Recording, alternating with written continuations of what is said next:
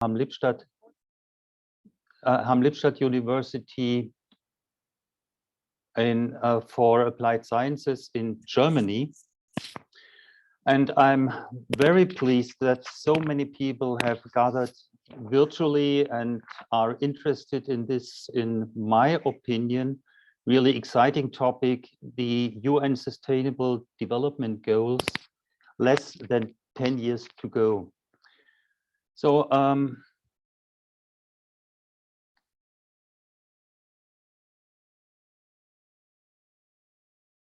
what are we talking about today?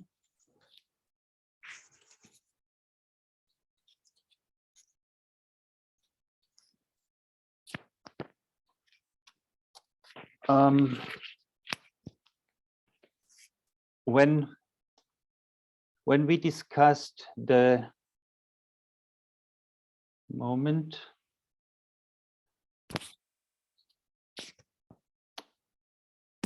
when we discussed the WTUN vision document, we set the goal from the beginning on to work as a network for the SDGs. The deadline is set, excuse me, I have to go back, yes.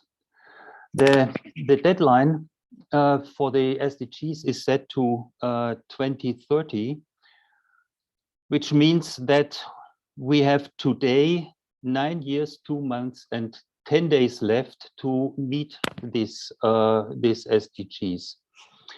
And therefore, we want to take a look at the current status of the SDGs on a global level and in the countries of our member universities.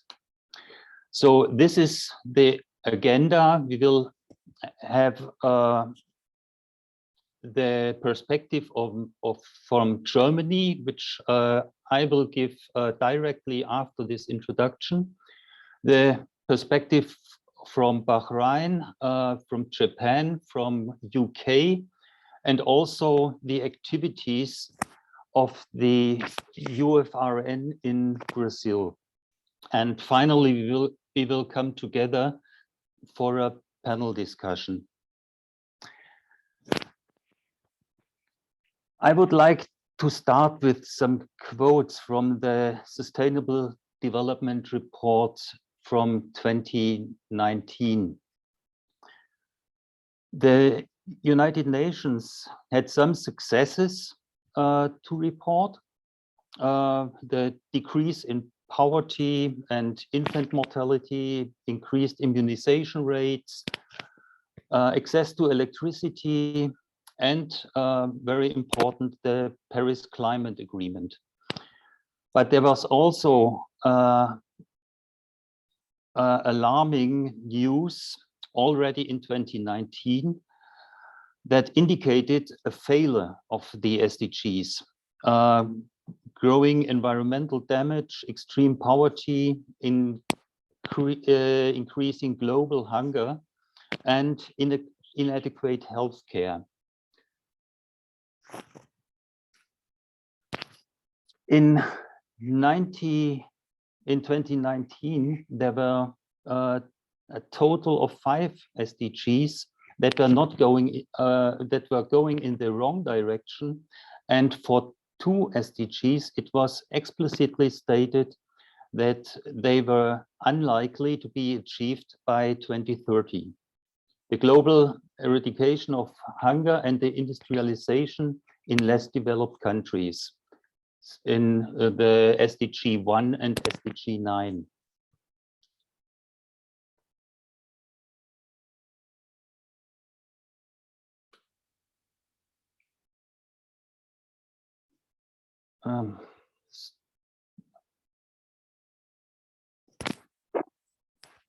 And that was before COVID-19. COVID-19 has set us back globally and also exposed previously unrecognized shortcomings. And the situation has worsened for almost all of the SDGs, and in some cases even drastically. Poverty rates have risen again, and an entire generation is at risk for being left behind in terms of education. Women have faced increased domestic violence, child marriage is projected to rise, and unpaired and underpaired care work is more and more falling on the shoulders of women and girls.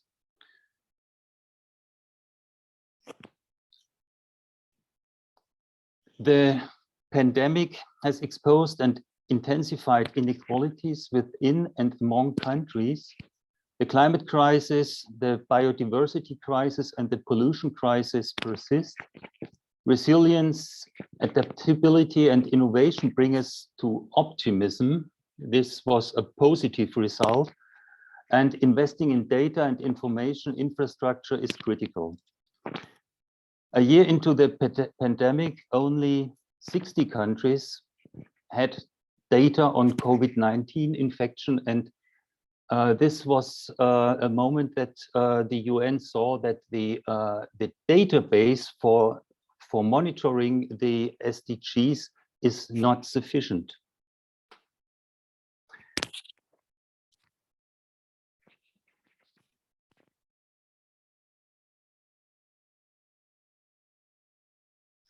Yes.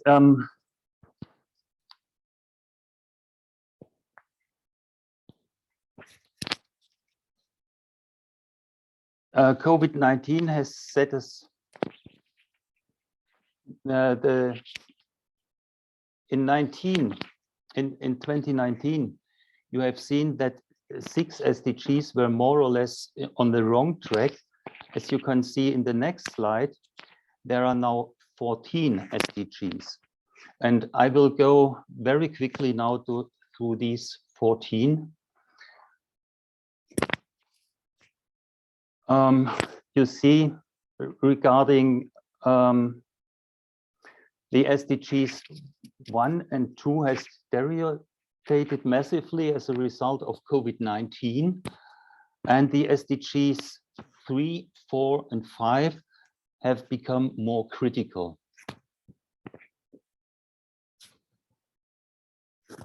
The situation of the SDGs 8 to 12 has also worsened in some cases significantly. And the same is true for the SDGs 13 to 16. And the Paris Agreement and the 1.50 target is unlikely to be met.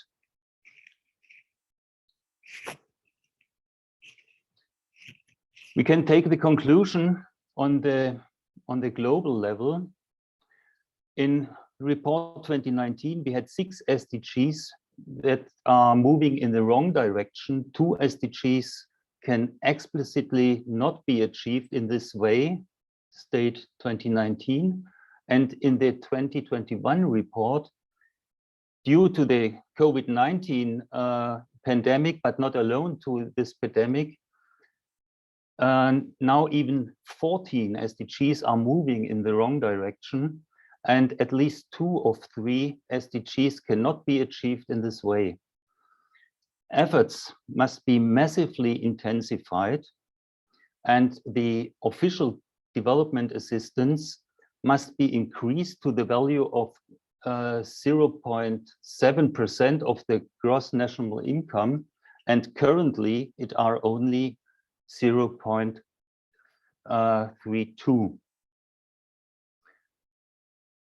I will now go to the perspective from Germany directly. And first of all, I have to talk about the German sustainability strategy.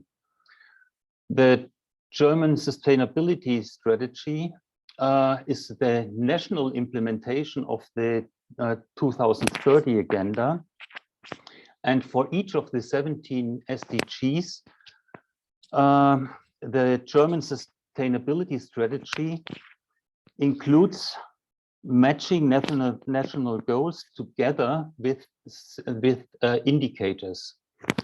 But important, these national goals and indicators are different from those of the Global Action Plan in order to better capture national circumstances in Germany. In the further development of the German sustainable strategy, several new indicators were included. Indicators were further and were developed further, and additional goals were formulated.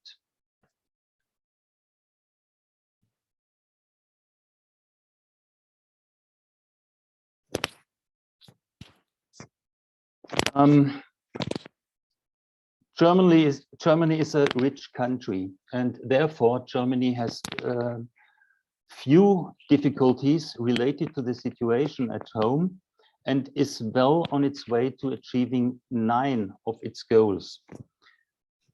But 6.8% of the German population are still poor. So poverty of 6.8% is a problem in Germany. It's really critical. And in SDG 5, the gender pay gap and the proportion of women in leadership positions are regarded as very critical in Germany.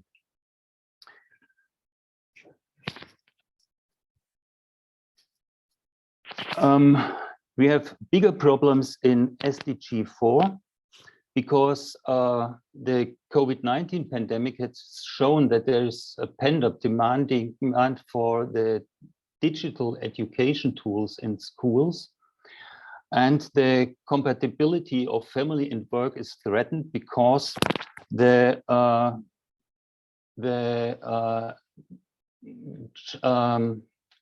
early childhood education for young children is lacking. And this German sustainability goal will probably not be achieved. The German targets in SDG 7, affordable and clean energy, are really not ambitious enough to reach a 1.5 degrees target. And we are really likely to miss this target as well. We have a clear inequality in education between foreign and German scholars. And in SDG 11, we have difficulties, especially with the energy demand for transport and with the massively rising costs for housing.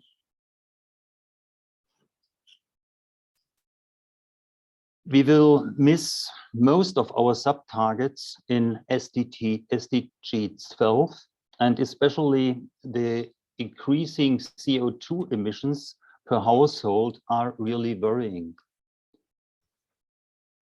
We are likely to fall short of the less ambitious targets for reducing greenhouse gas emissions, and we contribute too much to the eutrophication of inland waters and eutrophication of the North Sea and the Baltic Sea. So, in summary, Germany is well on the way to achieve the SDGs in its own country. But in SDG 7, 11, 12, and 13, Germany still needs to make significant improvements. And positive is concerning SDG 17, Germany has nearly reached the official development assistance target value of 0.7%, and supports many activities for all SDGs especially in sub-Saharan Africa. And Germany exceeded its target for international climate finance to reduce greenhouse gases and to adapt to climate change. Finally, I would talk about our own activities in our university. Sustainable is part of the curriculum in almost all of our degree programs. Our university runs multiple research projects on sustainability topics. We have a strong partnership with 2 technical universities in Ghana. We will start a project which is called Development of Participatory Transformation Paths for an Understanding of Sustainability and Universities. We established 2 working groups for the development of anti-discrimination strategies and guidelines for gender equal language. And we are installing photovoltaic systems on all roofs of our university, and we reduced energy consumption and water consumption at our universities. So finally, I would like to thank you very much for your attention, and I want to make a little bit of advertisement for our SDGs online workshop we are planning, SDG 7 for SDG 7, Affordable and Clean Energy, which is organized by Hindustan, and on SDG 13, how novel materials can disrupt climate change, organized by the Shibaura Institute of Technology in Japan. The dates are not yet fixed, but if you are interested in giving a presentation in one of these workshops, please contact directly the organizers. Thank you very much for your attention.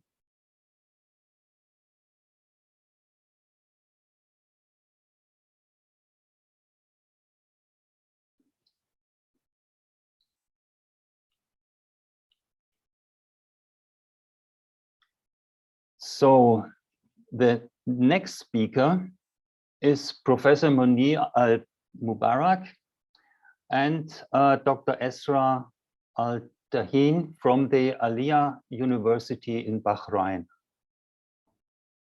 Thank you. The floor is yours. Thank you, Professor.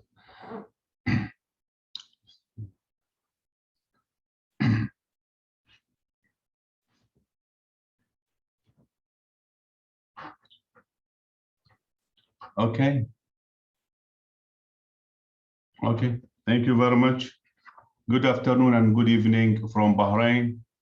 My name is Muneer Mubarak, and I will be sharing a presentation jointly with my colleague, Dr. Esra Dhaen. Now, what triggers our attention really, the topic, which is, are we making enough progress for the 2030 goals? We think that we are really making progress here in Bahrain, and in particular in Ahlia University. The reason is that we really, when we develop any strategy or Ahlia University strategy, we take into consideration different dimensions, different guidelines. For example, we put for our strategy of sustainable development plan, we put in our mind really knowing exactly the definitions and the heart of UN SDG, United Nations Sustainable Development Goals. This is one dimension. Another dimension, locally, we look at Bahrain Economic Vision 2030. And in the Bahrain Economic Vision 2030, there are 3 main principles, which are sustainability. So sustainability is the first there, competitiveness and fairness. So sustainability is there. As well as we put in our mind Bahrain higher education strategy.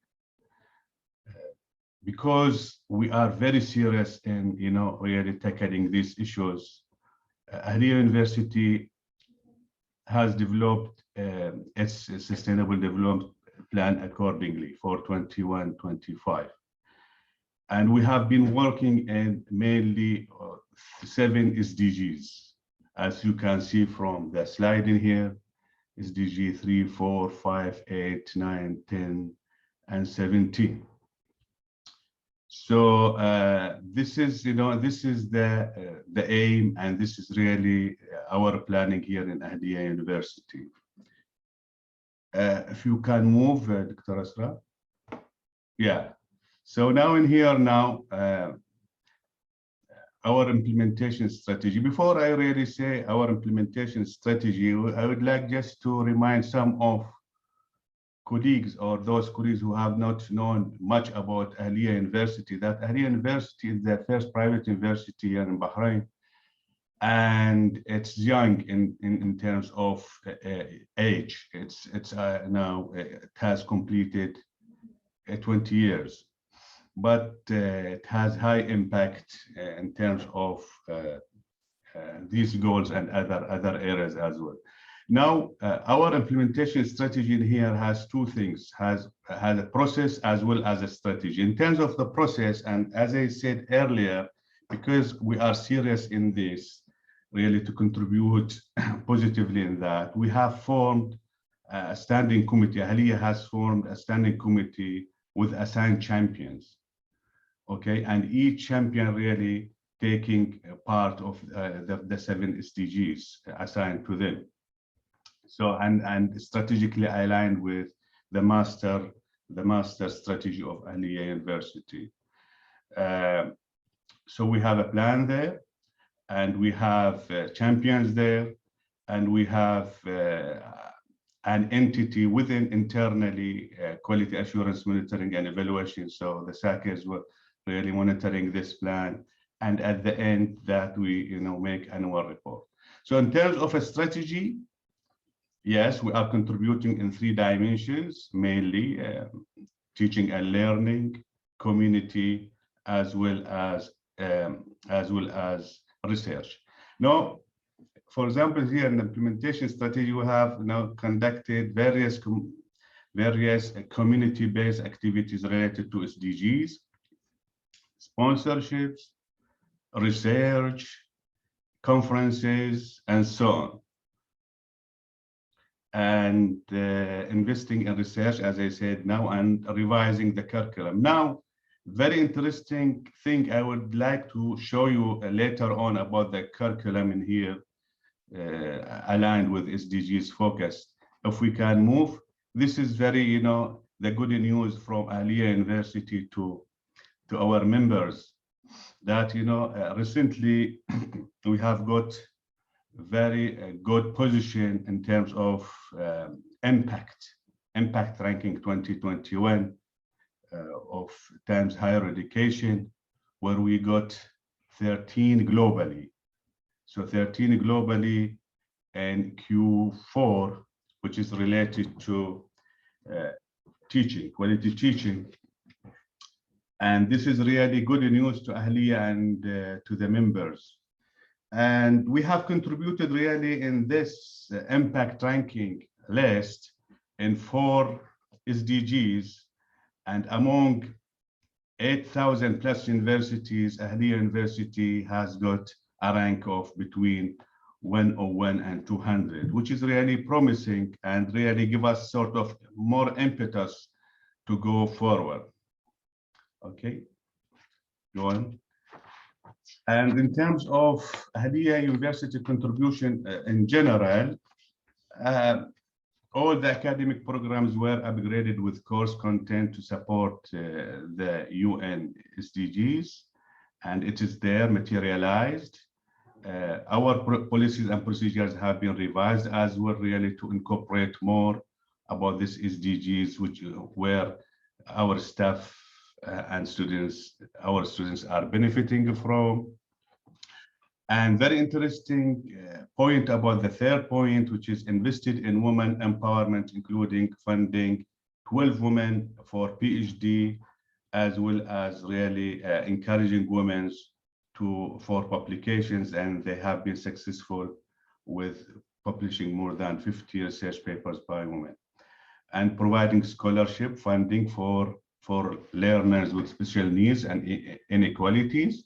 And this is, part of our social responsibilities and a part of our commitment. And we are really working well in maintaining sort of collaborations with industries whereby we inject more of knowledge and skills to the industry for the benefit of the country growth and so on. And now I think the second part of the presentation, Dr. Esra will take care of that. Go ahead, Dr. Esra. Thank you very much. I'll take you more through the Bahrain national strategies related to United Nations Sustainable Development Goals. And that's where we have built our strategy at Ahlia University by aligning our current strategy with the Kingdom of Bahrain vision, and also by focusing on the main priorities of the United Nations Sustainable Development Goals. As part of Ahlia University leadership, we do believe that aligning all our strategies together, we can make a better impact. And therefore, the national strategy is focusing on empowering women to be in leading position, focusing on information technology and engineering. So we did revise our academic programs in terms of making sure that our programs are really making significant changes in terms of deploying the right skills in our women.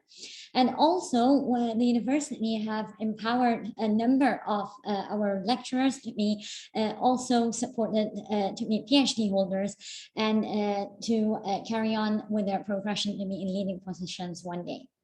So also the national strategies ensures aligning policies and procedures with United Nations Sustainable Development Goals. So we have aligned all our policies by revising them and reviewing them to ensure that they are really serving different needs, including women needs, special needs, supporting learners with special needs, and so on. So we did review our policies and procedures to ensure that they are in sync with the United Nations Sustainable Development Goals, not only to ensure that they are addressing them, but also to make sure that they are part of our strategies and operations. We have been promoting offering quality education, and we are very pleased to say that we are number 14 worldwide as ranked by the Times Higher Education Impact Ranking. This itself have given us the validation and the support to carry on further. Like what our previous speaker said, that SDG was falling behind by different dimensions, but we have been taking this as a positive signal, because during COVID-19, Ahlia University have promoted quality education in multiple dimensions, and our strategy was very thorough and set that helped us to carry on and continue our business rather than leaving our quality education behind. So we did promote our quality education in different areas, not only related to information technology and engineering, but also we have promoted it in different dimensions. We have been providing progression pathways to individual, and this is in line with the United Nations Sustainable Development Goals by different policies and procedures related to progressions and transfer, which I will be talking about in the later on slides. As my colleague said, we have been partnering with industries to embed student projects related to different SDGs, but our main priority, as in line with the United Nations Sustainable Strategy, is also related to SDG 9 and SDG 11, which is supporting our students to be innovative and develop more projects related to smart cities and also sustaining the energy. Now, we have been having our Ahlia have been focusing on SDG 4 and 5 in the past 2 years, and we are very pleased to say that we have been conducting a number of areas and initiative and commitment as part of our SDG 4 and 5. One of them, we have been conducting an annual conference related to equal opportunities and gender equality to discuss and suggest policy related issues. So we have been conducting more than 4 conferences so far, that is conducted in coordination with our affiliated universities. And we have been attracting a number of speakers from around the world, that we have been tackling serious issues about gender equality and how do we support women. And as part of our conferences, we have been tackling serious issues that were fed back to policymakers, and we are pleased to say that we have been also partners with the Supreme Council of Women as part of these conferences, where they have been members of these conferences. And also we have signed and activated a gender pledge with WTUN with regard to triggering areas related to gender. So we have been, conducting this pledge, and as part of this pledge, we have been triggering actions related to policy making. As part of Ahlia initiative, as you can see, we have been supporting quality in terms of the quality assurance agencies in Kingdom of Bahrain by setting virtual learning measures. So as part of COVID-19 pandemic, we have been part of the pilot of setting certain virtual measures and also to maintain quality education throughout the COVID-19 pandemic. So we were part of the case studies that they were taken to set quality assurance measures for virtual learning. So we are very pleased about that. And also we have been establishing basis for recognition of prior learning, which is part of the national strategy at the Kingdom of Bahrain. So we are now part of the pilot of setting certain policies for recognition of prior learning to support access and transfer for students, for those who are not able to carry on or come from universities and they are coming on board from vocational institutions. And we're very pleased to say that we are, an active members in policymaking at the quality assurance in setting those standards. As you can see, that we have a number of achievements in terms of SDG 5. We have been supporting our faculty, our women, in terms of women as a percentage of our staff. Our staff mainly, are 49% of women, so we do have a very fair gender balance. Our faculty in STEM, they are, our target was 35%, and we did achieve that target, including supporting them and funding them for PhD degrees, which we are very pleased. And we have a number of our women in management position, which is more than the actual target, which is 49%. And we are pleased to say we are reaching 50%. So yes, good luck to the women at Ahlia. So, and in addition to that, we do have a number of women-focused activities that we have been continuously doing it since 2016 onwards. So, which is not only part of our sustainable development goals, but also is part of our leadership strategy that has been set from day one. So we are very pleased to carry on with that. Now, are we doing enough? The question is higher education institutions are doing enough? Of course, yes, we are doing fairly good. We are very happy to say that we have expedited the process during COVID-19, because this given us a trigger that we really need to work harder on multiple dimensions, multiple SDGs. And of course, we have been doing enough with SDG 4 and 5, and also SDG 10, which is related to inequalities, reduce inequalities, but we need to do more with regard to smart cities, with regard to the other SDGs which is related to climate change. So what is our role as higher education institution is to create values that are derived by the university strategies. We need to build in these values in our students, in our employees, staff, and we need to believe in it and derive it as part of our strategies. Of course, we need to increase the collaborative provision programs, because with the collaborative provision and internationalization strategies, we believe that we can work hand in hand in making sure that we are exchanging experiences and I'm sure exchanging strategies. And this will help us to grow faster. Supporting funding for our staff and underprivileged students to continue their studies. This is something that is one of our key success, honestly speaking, because we are very pleased that we did have a very supportive senior management that really believe in that from the inception of the organization, and we have been supported with funding towards our learning progression, research progression, and also supporting our underprivileged students to carry on their studies. We also believe that we need to offer new and attractive academic programs that are in different areas related to technology, innovation, and engineering that is part of that is directly reporting or promoting United Nations Sustainable Development Goals that will also be directly related to a number of the SDGs. We also believe that our faculty should be always involved in technical committees at the government, at the national level, to be part of policy making level, which we have been really successful at that, and also embed more course content to support the student commitment towards United Nations Sustainable Development Goals, which is not only restricted to teaching, but also as part of our co-curricular and extracurricular activities.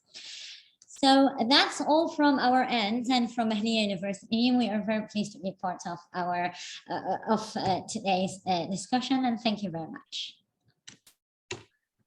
Yes, thank you very much for your presentation and also for your activities.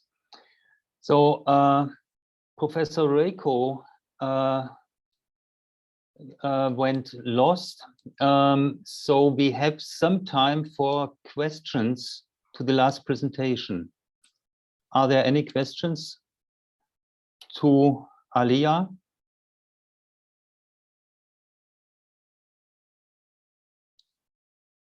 So maybe I have two questions. Professor Scharf.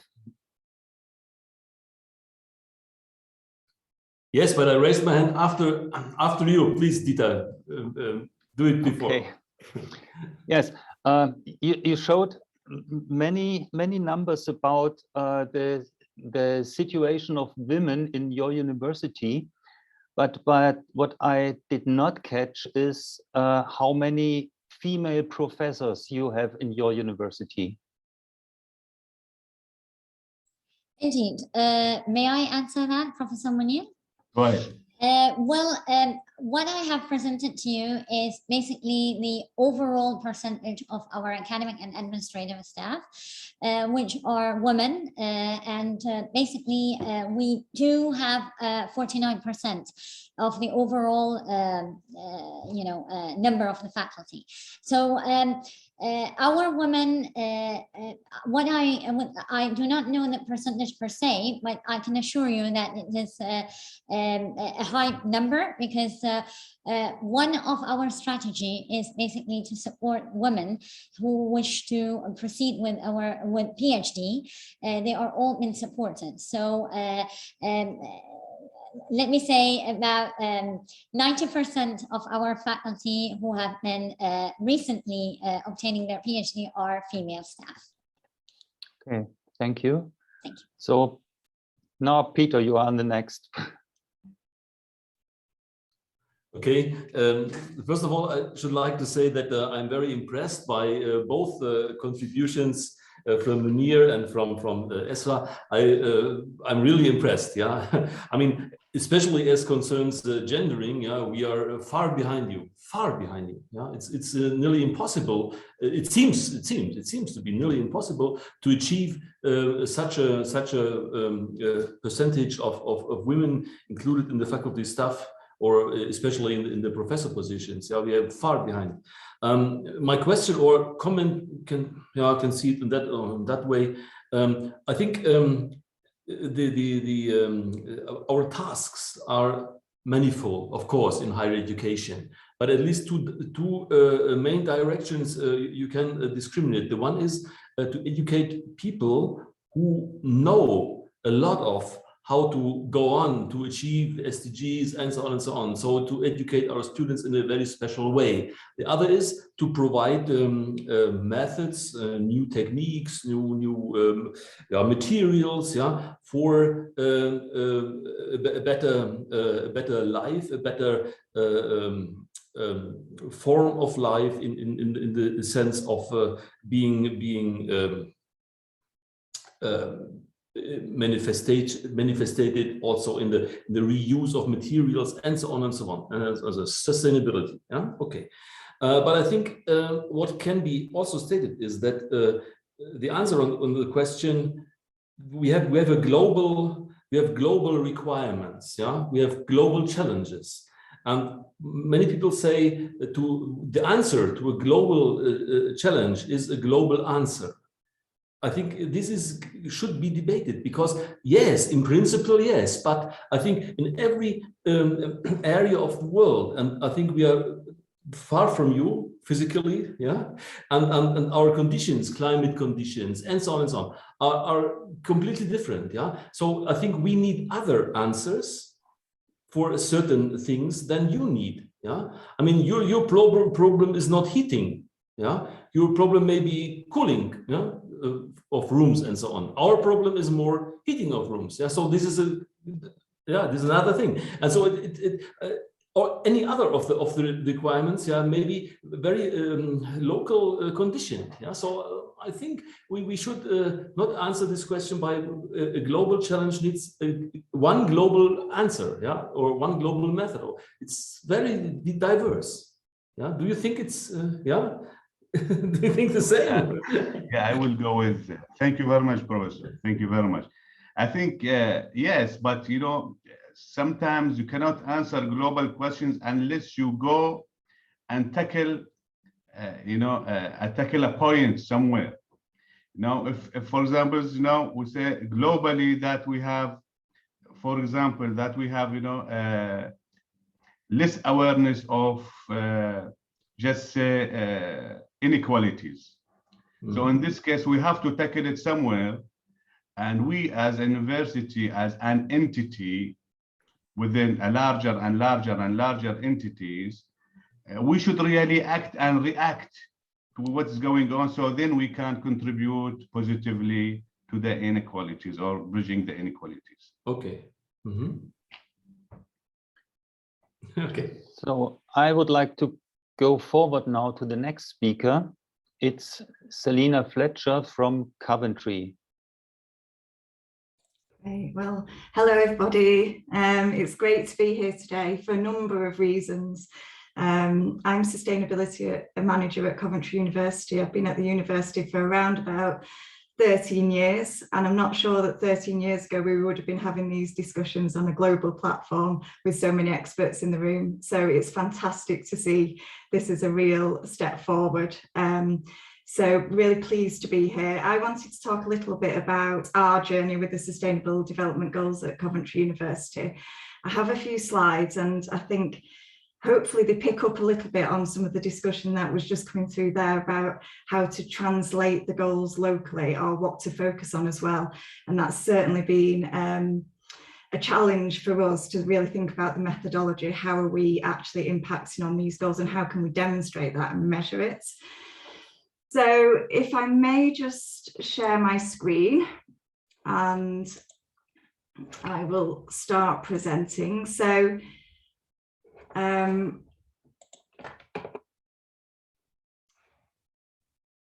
Hopefully you can see the slides here. So our journey so far, we really started to focus on the SDGs in about 2018. We signed up to something called the Sdg Accord, which was run by an organisation called the EAUC. And the Accord asks for action and commitments around contributing to the Sustainable Development Goals.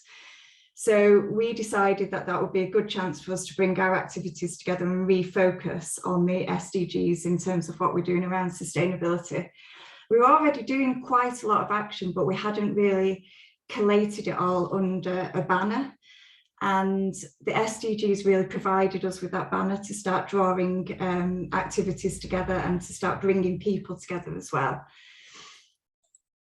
So in signing up to the SDGs, our first step was really to the Sdg Accord. Our first step was really to look at what we were already doing. So we formed a working group as well as various students to join in and run projects based on this, to look at how we map SDGs across all areas of the university.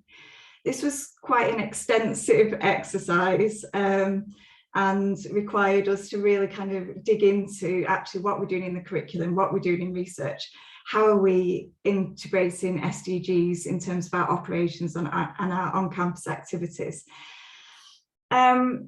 What we discovered is that actually we had a real wealth of activity. It wasn't all branded, I suppose, under the SDGs.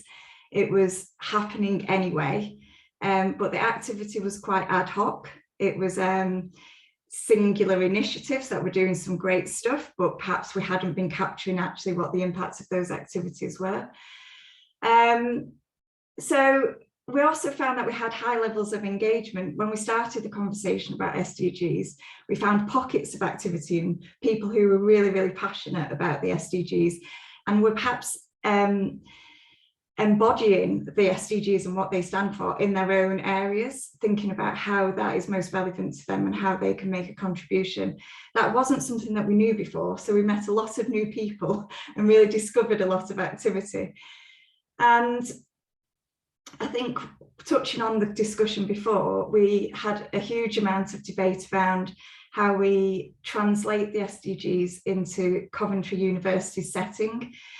We found that many we couldn't really have a direct impact on. We could maybe have an impact through our research, but we couldn't actually have a direct impact on. So how we could best contribute may be different for different goals. So that was a big point of learning. And I think particularly at the start, we were trying to cover everything, and that was becoming quite intangible. So through the work that we started and kicked off in 2018, we have generated new working groups around the Sustainable Development Goals. We've integrated the Sustainable Development Goals into our curriculum framework to ensure that all students can gain skills, knowledge, attributes across the goals. We've massively increased our engagement with the goals. We've got new people involved who really use this as a mechanism to bring people together. We formed a greater understanding of sustainability, I would say. I think sustainability being quite a broad, as we all understand, quite a broad range of topics. I think being able to articulate that to people was particularly difficult, and having some people having a bias or a maybe different view of environmental and social sustainability. And the goals really kind of brought together everything under a one picture so that people could understand the breadth of issues that we're trying to address. We now look at research and produce other reports based on the SDGs. We map our research to the SDGs, and I'm not sure if others do the same, but we use, it's basically a keyword search, which I would say isn't ideal, but does give a very overarching picture of how many research outputs we have based on the SDGs. And the accumulation of all that is we produce an annual SDG report that we submit for the Sdg Accord. to demonstrate where we're having impact and the activities that we're doing. A few highlights from that report this year. Within Coventry, we've joined the City Year Partnership. So this very largely aligns to SDG 4. And the idea of the partnership is to bring school pupils into universities, particularly disadvantaged pupils who may be at risk of not fulfilling their potential, to inspire them to go further perhaps with their studies. So that has been a fantastic project. Our students themselves go into schools and help teach and get involved in the community in that way. We have Fab Lab, which is looking at building skills in the local communities, particularly around migrants and refugees, to help them find employment. We look at doing workshops, furniture upcycling, etc. So a huge link towards sustainable cities and decent work conditions. We are ourselves a social enterprise, and we also have a social enterprise hub where we foster new social enterprises and look at how we can generate a more sustainable economy in Coventry. On our campuses, we're looking at circular economy, so trying to reduce furniture use, sustainable fashion within our courses. We donate items here, there and everywhere. So we've got a huge amount of initiatives around our waste and resources. We've got plans for net zero carbon. And again, our challenge is probably heating rather than air conditioning, but certainly a lot of work to be done in that area. We look at our investments and across our portfolios and finances, what and how are we investing, and are they demonstrating the same principles as we are adopting? Sustainable transport as well, how are we boosting low carbon sources of transport in the city? And green spaces. I've just put Hedgehog Homes to book hotels there. So we're a very city-based campus, but we're really trying to enhance our biodiversity on campus as well. So I mentioned a little bit about research. We have a wealth of research activities. What we have found from mapping research, though, is that trying to say that one research project aligns to a single goal isn't entirely possible. Often they cross over 5 or 6 or more goals. And actually, by trying to map it against the goals, we may be missing the point that the research is very multidisciplinary, that we're trying to actually address maybe more the underlying systems and policies that are creating the issues around the goals, rather than addressing a single goal. So I think that has really been something that we've learned, that very difficult to map the research activities against specific goals. But we produce apps around female genital mutilation to support people who've been subject to that. We've got new credit models for small scale farmers. I think in Mozambique that research was taking place, but it could be used as a global model. Cut flower industry, how do we ensure that cut flowers are sustainable and fair trade? Hydrogen vehicles, so there's a huge plethora of research going on, and I just put a few examples here to show that this is really a massive area that crosses most of our research teams and has multiple impacts. In our curriculum, so I briefly mentioned the curriculum, we've embedded the SDGs as a core part of our curriculum strategy, with the idea that we're trying to produce world-ready students, and without addressing the SDGs, our students won't be world-ready. So that comes into having the skills, the knowledge and the critical thinking, trying to address the status quo and challenge the status quo for whatever industry our students may go into. And we've subscribed to something called Responsible Futures, which is run by the National Union of Students over in the UK. And every year we're audited by a student team who looks at how well we're performing. So we come under the microscope of those students, and we've had some really great comments back, and some of those ones on the screen.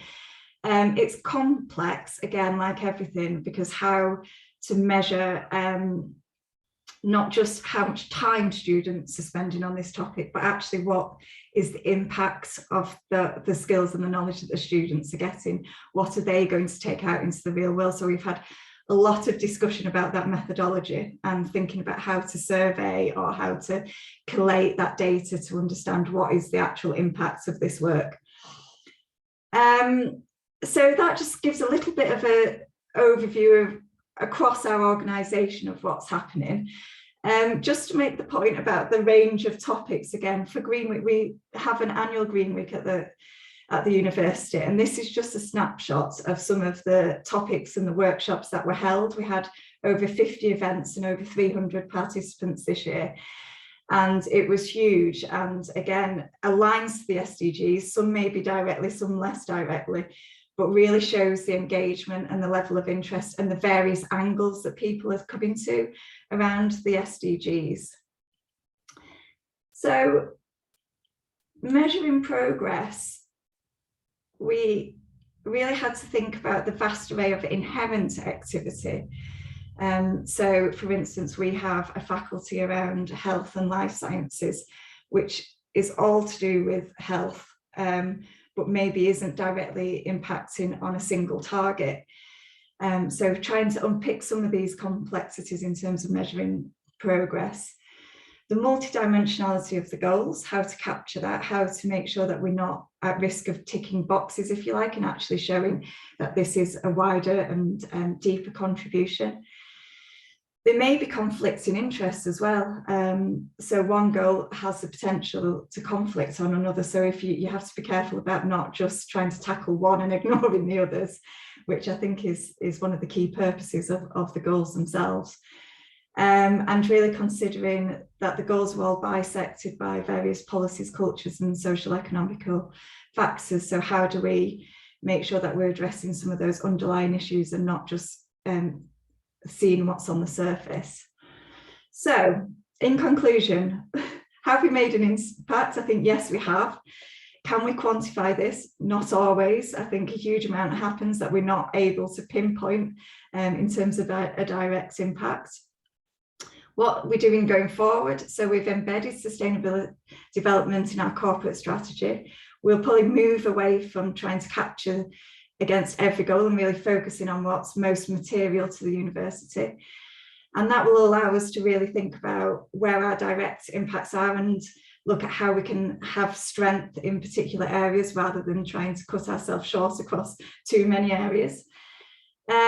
So that's the end of my presentation. So thank you for your time today. Yes, thank you very much, Selina. We are running out of time in the moment, and therefore I would ask everybody to ask any questions or shift any questions to the panel discussion. And I would like to move forward to Professor Anderson Paiva Cruz from Universidade Federal do Rio Grande do Norte. Please, the panel is yours. Thank you very much, Dieter. I'm very glad to be here. My presentation is a little bit different of the other presentations we have here. But I believe it not means that it's better or worse than the other presentations. But I will talk a little bit about how our university, the UFRN, the Federal University of Rio Grande do Norte, is supporting Brazil, but mainly the state of Rio Grande do Norte, which is the state we are located, towards the implementation of the 2030 agenda. And I think that's a good point and a good audience to do this, because we really believe that solutions for a global scale require a multidisciplinary and collaborative approach. Okay, let me change the exhibition mode. Okay, now it's all right. So first of all, our university has been committed to contribute for a better future for all, because we are working in teaching, research, extension, and innovation to tackle the demands of the context where it is in. We are in. It's what we call here in Brazil socially referenced university, and this includes the environmental dimension too. We have some evidence of our management commitment to a better future. In 2004, the environment department was creating the infrastructure superintendence at it was based on the UN Millennium Development Goals already. Due to this department, we started to discuss an environmental policy and work on specific actions on this subject. This policy was finally approved in 2018, but during this period, for example, in 2013, the Federal University of Grande adheres to the environment agenda in public administration, which is called the A3P. The A3P is a program of the Ministry of the Environment that aims to encourage public entities in Brazil to implement sustainability practices.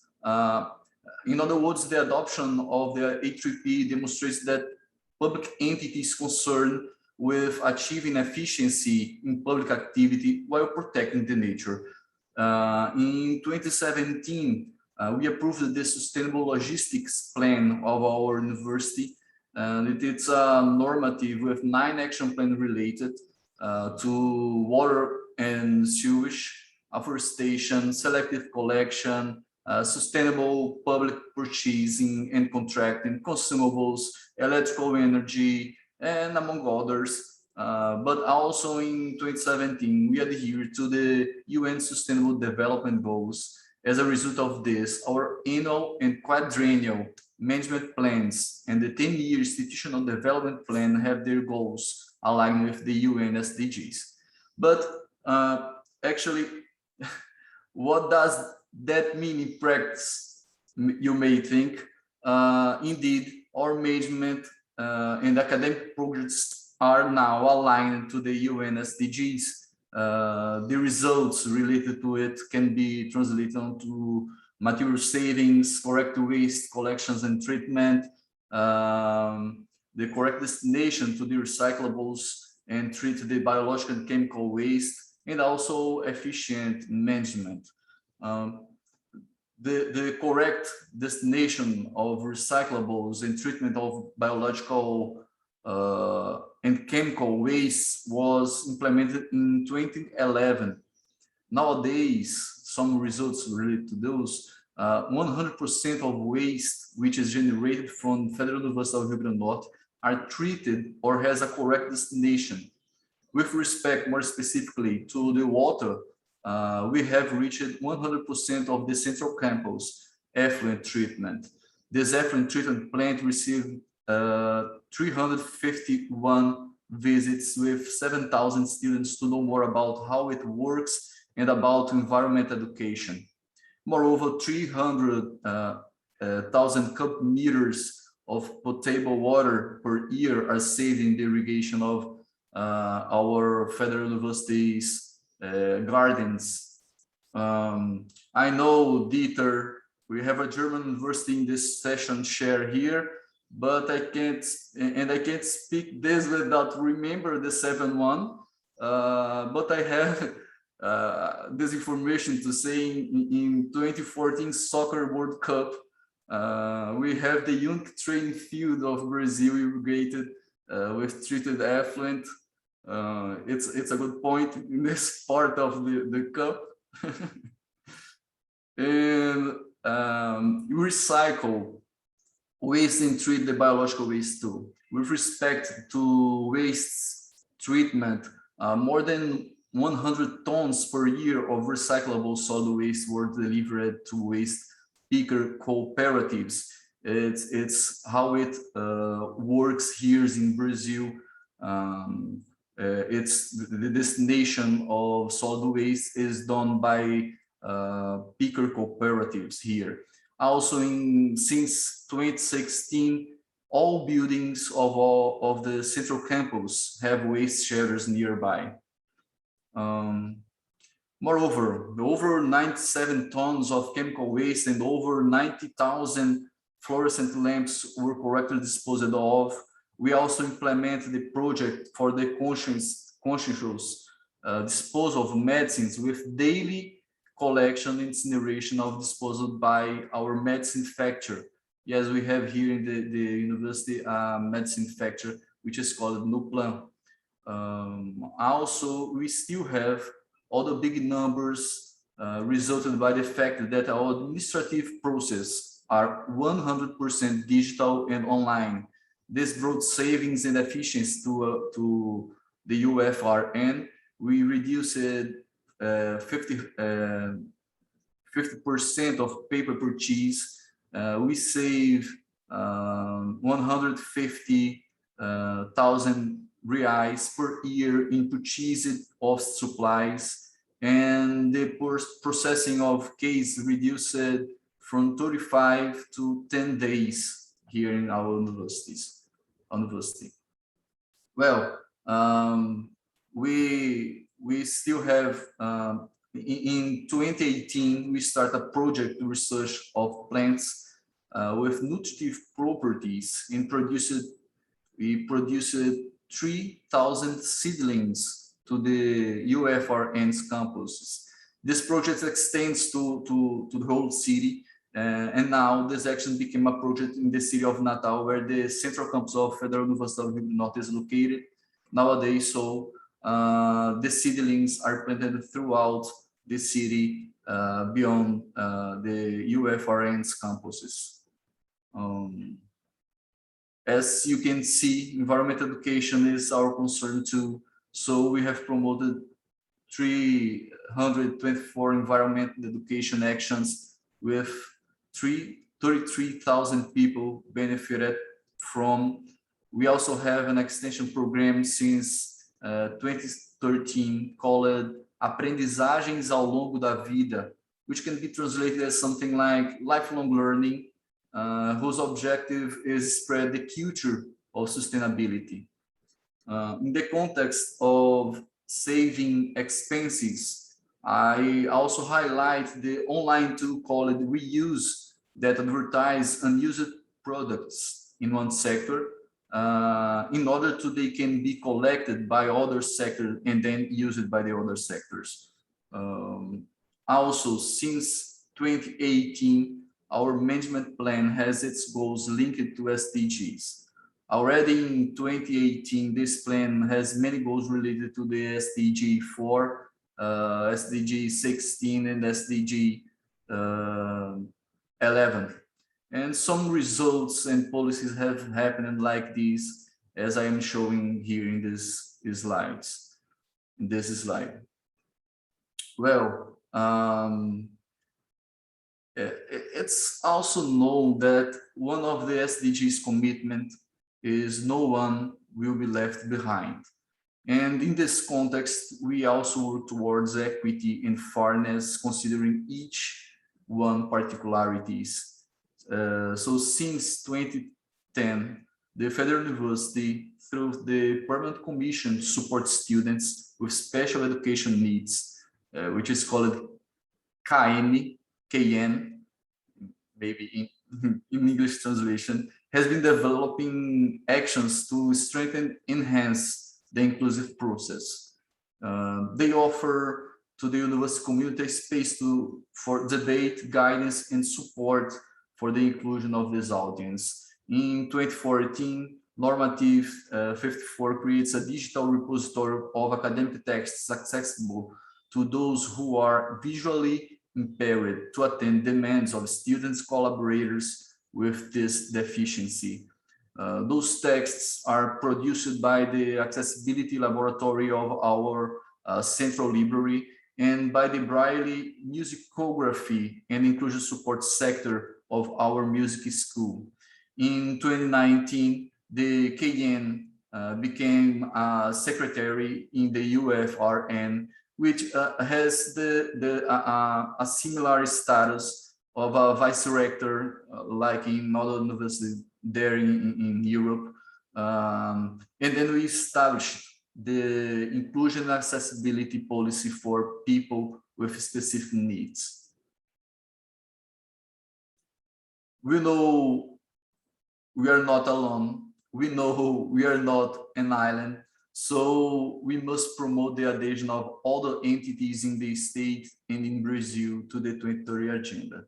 And in this perspective, we did it in the Forum of Federal Managers of Rio Grande do Norte and the other federal universities through the National Association of Federal Institutions of Education. Also in 2017 and 2019, we did it from 2017 to 2021 in the state government of Rio Grande do Norte and the City Hall of Natal.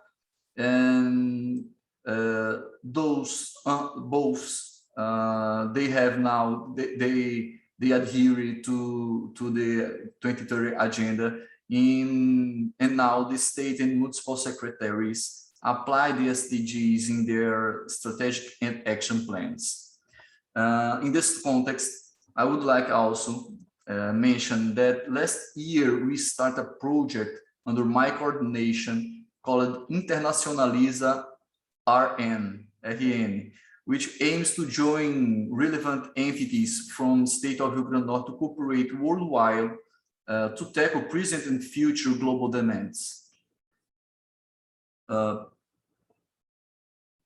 Moreover, why we initiated this project? Because it's true that the interdependence between regions and countries in the environment dimension has always occurred, but our power to change the environment today can be far more harmful. Therefore, flooding, food insecurity, heat waves, droughts, employability, health pandemics, and other themes related to the SDGs are problems that are increasingly connected to different actors around the world. These issues are often seen as local issues, but they are also global issues. And for global demands, we also need global solutions arising from multidisciplinary and international cooperation to be more effective and inclusive. Effective because each one can collaborate in their areas of excellence.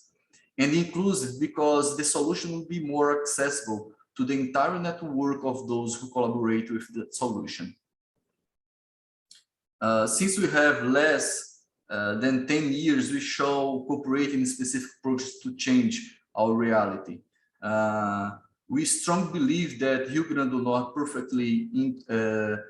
fits perfectly into this context, as it wants to contribute internationally to solve those demands and can implement innovative response. We are already competent and contributing in these three areas: renewable energy, ICT, and health. So when we look at our national relevance, that is the key to understand our potential as a global partner in innovation related to the sustainability. These recognitions come from the projects related to my third slide. As example, I highlight the two finalist proposals in the Sdg Awards 2018, which is the Integrated Environment Management of Effluents and Waste, and Nutri Community Garden, aimed at schools and city halls to use compost and discover plants with nutrition properties. Finally, still related to the Internacionaliza RN project, we reached a nice result with 5 cities, in which 5 cities, the state government and the Federal University of Rio Grande do Norte are subscribed to Making City Resilient 2030 UN platform. The Federal University has 4 services published on the platform that can be used by all the world throughout the Internacionaliza RN and the engagement on the platform and our closeness to the UNMCR 2030. This is the first time that municipal and government secretaries here in Rio Grande do Norte are working together towards promoting sustainable and resilient cities. Well, I know it's a little different of the other presentations, but I would like to show in a practical way how we are doing to support the 2030 agenda. I would like to thank you all for the attention, and I would like to thank too our ex-rector Angela Cruz, who was at the UFRN's management from 27 to 2019, and she reported to me all these results, and she was the one responsible for all of this conquest I announced here in this presentation. So thank you very much for the attention, and this is it. Thank you. Yes, thank you very much, Anderson. Time is running really short now, and therefore I would like to announce the next presentation and the last presentation because Professor Reiko Sodeno from Shibaura Institute arrived now, and please, the panel is yours.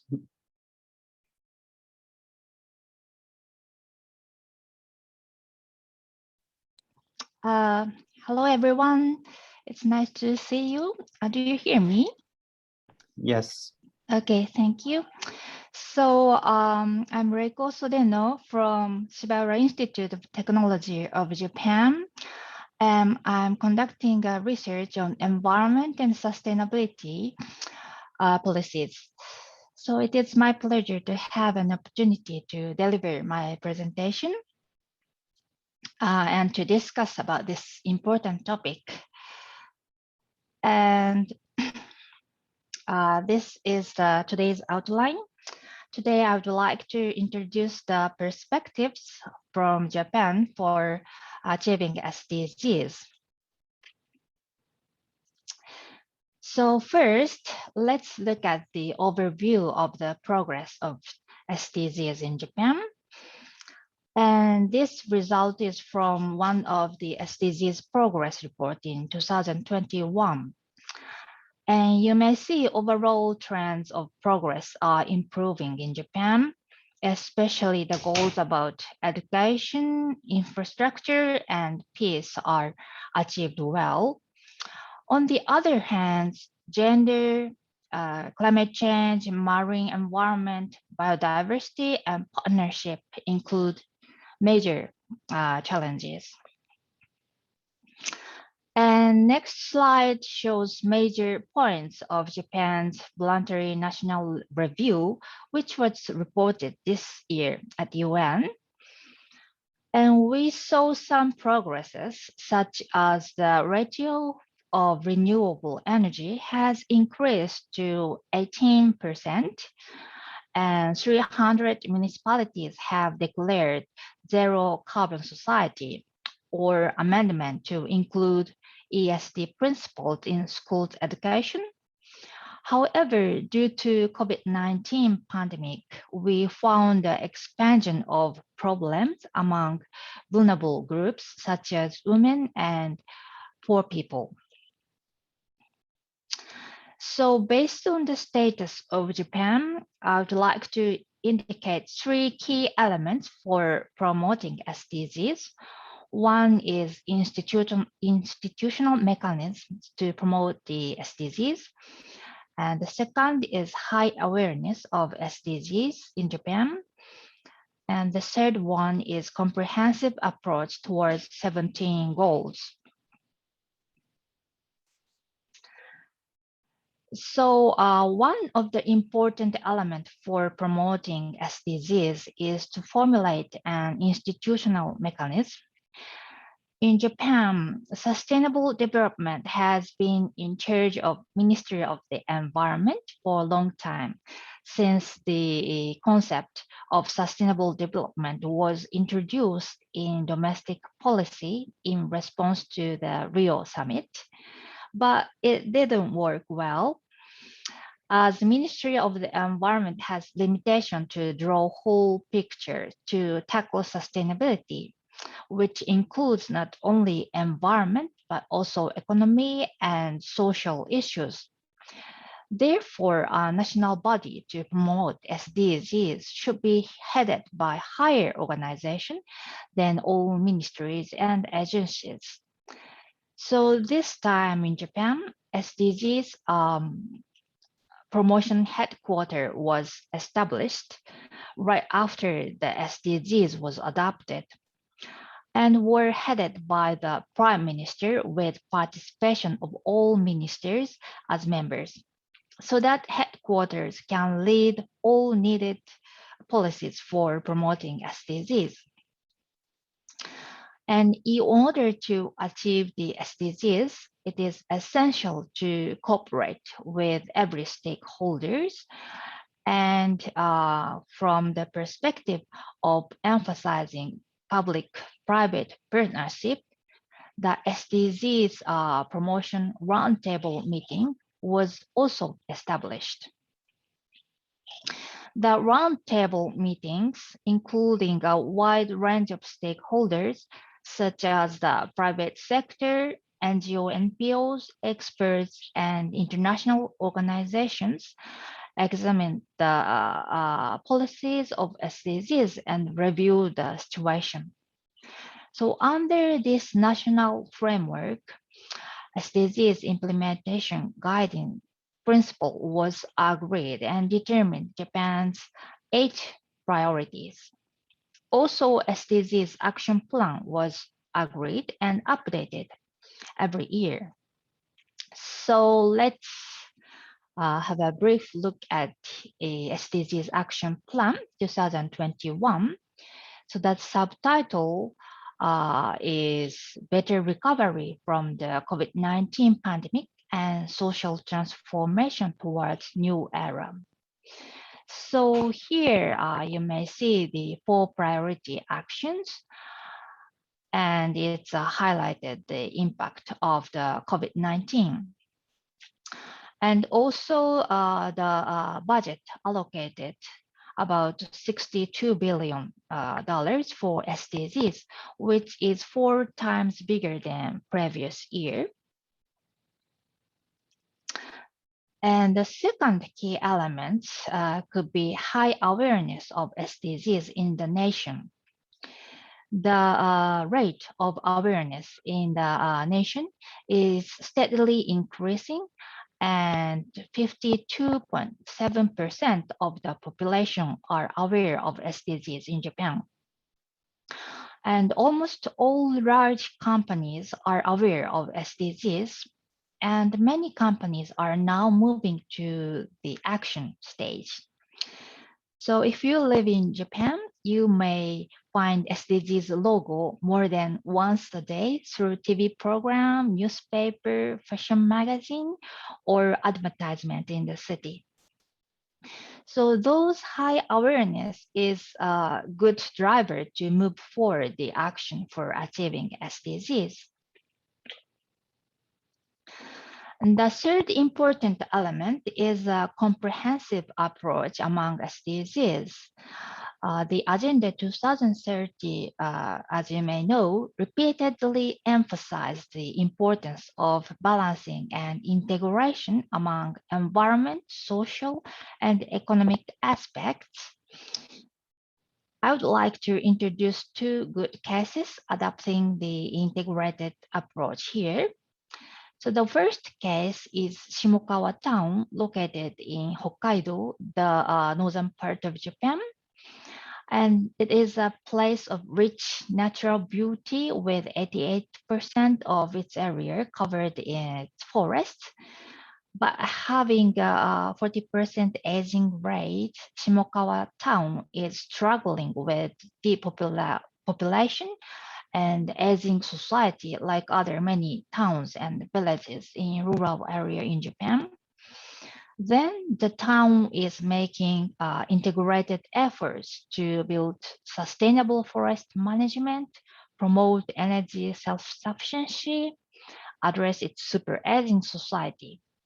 So they established the sustainable forest management system through one cycle in 60 years and acquired FSC certification. And unused forest resources are used for biomass energy in town with a local heat self-sufficiency rate at 49% now. And the town successfully saves fuel costs compared to using fossil fuels. And this money goes to support childcare, for example, by reducing fee of childcare center and providing free medical expenses. And the health and education program in the forest attracts residents, leading to increase of settlers of younger generation here.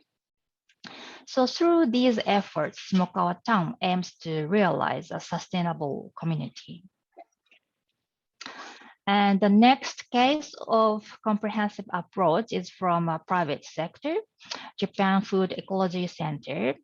This company has developed liquid fermented livestock feed that makes effective use of food waste and built a new business model that has two aspects, waste treatment business and feed manufacturing business. So by domestically producing high quality feed from food scraps from local sources and substituting it for imported feed, the company is contributing to food security by improving the feed self-sufficiency rate and supporting livestock management that is more strong to grain price volatility. So these new business models earn profits by creating new values addressing multiple problems. So this is the final slide. Given the progress of SDGs, I'd like to mention about perspectives for 2030. So firstly, we cannot neglect the impact of COVID-19 pandemic in terms of achieving SDGs. COVID-19 has changed our society drastically and enlightened social injustice. While we experienced painful time, we observed some positive impacts such as expansion of IT in the society, recognition about decent work, less travel, less pollution, which cannot be accomplished by a simple extension of existing social system. Now, many countries plan to spend a huge budget for recovery from COVID-19, but it should be spent for green and better society. So we need paradigm shift in order to achieve SDGs. And another important point is need of localization of SDGs to accomplish sustainable society. SDGs policies should be localized in every local society based on their respective characters. Assets and priorities could be different among communities. In this regard, current global indicators don't fit to measure the achievement of SDGs in local level. Therefore, we should promote multi-layer actions, including local level, and develop appropriate indicators for it. And the last point I'd like to address here is to pursue carbon neutral society along with achieving SDGs. Now, the energy basic plan of Japan is under public comment process, which shows a midterm target of energy supply in 2030. But as you see, the target rate of renewable energy is 36 and 38%, and controversially, still nuclear and coal remains. So carbon half in 2030 is a big challenge for us, and still it is not clear how to realize it. So energy sector is the largest sector. So the decarbonization of this sector is an urgent matter. So innovative technologies can contribute to decarbonization, but also innovative social and economic systems are required in all fields, and those shifts should not leave anyone. So therefore, SDGs can be used as a good checklist to consider policies. So that's all from me, and thank you very much for your kind attention. Thank you very much. So we have now around 10 minutes for a very short panel discussion. And starting this panel discussion, I would like to ask all the speakers 2 questions. Professor Anderson and Professor Seiko talked about the national relevance and gave a national review. I would ask the other speakers to give some comments on the activities on SDGs on the governmental level, and 15 minutes of presentation are very short, and therefore I would also ask them if they have any additional comments to their own presentation. I would like to start with Ahlia. Yeah, I will take the start, and I think my colleague also wants to comment on that. Thank you very much for the lovely presentations. Thank you. In fact, in addition to what we have presented by Ahlia University, we would like to really inform the members that, you know, since the pandemic, so I'll focus on pandemic now, because my colleagues, I think, focus on pandemic, COVID-19. Really, here in Bahrain and Ahlia specifically, we responded proactively to the changes happening there. Thank God that we are very strong in our infrastructure. Our infrastructure is strong, and this really helped us to really, apart from the the health issues, because health issues we had taken care of that. We really responded very well, very professionally, by converting the challenges to opportunities and using our strong infrastructures really to embed in our teaching and learning, as well as other areas, to really meet the different needs and expectations of our stakeholders. And at that time, we formed a sort of COVID-19 steering committee headed by senior management, and we were really observing and following at a national level what was happening there, and based on that really we contributed.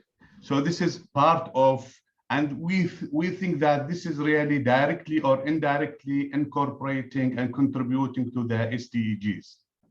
This is one thing. But I have a question to my colleagues in here now about COVID-19. Now, COVID-19, yesterday, by the way, there was a session or sessions about climate change. COVID-19 really kept most of us at home and really restricted our movements. Was that really good for the climate? As now, because Professor Anderson talked about this, about the statistics of the pandemics, and really did good slides. He really showed us good slides in there. Was there really positively used with regard to the climate? Professor Anderson showed us some of the statistics from 2010 up to, I think, 2018. So how about after 2018? This is, you know, a general question. Maybe, you know, you can help us in that, or we benefit from you with regard to the global change and specifically pandemic, COVID-19 pandemic. Thank you. Dr. Esra. Yeah, thank you very much. I just would like to highlight the most important key points from our practices, honestly. One of the most successful key points that we feel that it really helps the university to succeed with their strategies towards United Nations Sustainable Development Goals is, number one, to align their strategies with the national strategies. Going back to a question was raised earlier, whether we are really identifying the right goals that, because it differs from a context to another. Indeed, it does differ from a context to another. So what is the priority to us? It might differ with the priority with the others, but aligning it with the national strategies plays a vital role in that aspect. The second one is having internationalization strategies plays a real role in activating the partnerships. So leveraging partnerships really helps in knowledge sharing and working together towards certain goals.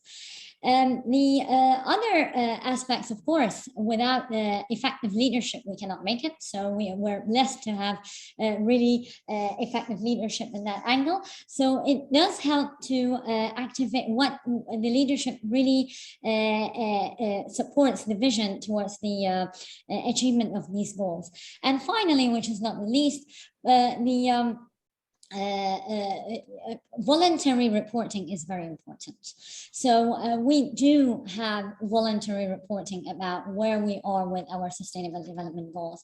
And I totally agree with Selena when she said that we really cannot just, quantify everything, especially about the research, because in most cases, research, one paper will have an impact on multiple dimensions of our SDGs.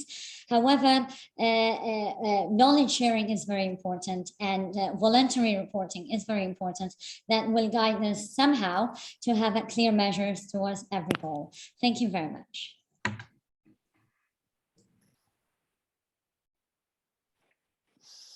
Selena, do you have any comment to the national level in UK? Yeah, I think similarly to another speaker, we have a very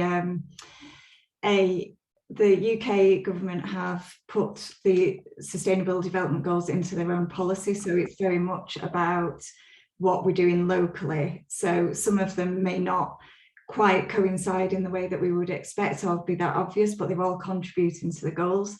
I did have a look actually last week, and they have updated the targets within there to reflect COVID-19.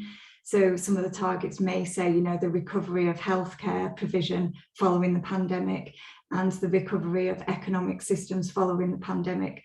So it does seem to be that I suppose the pandemic needs to be almost integrated with those goals and those targets, because actually it has changed perspectives and what and where we need to work on.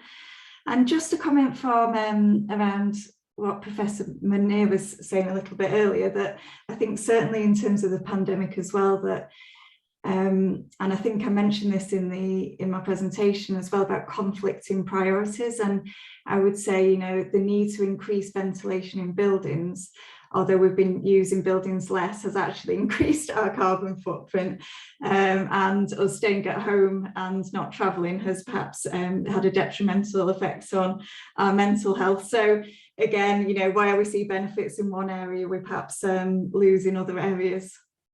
Thank you. Yes, thank you.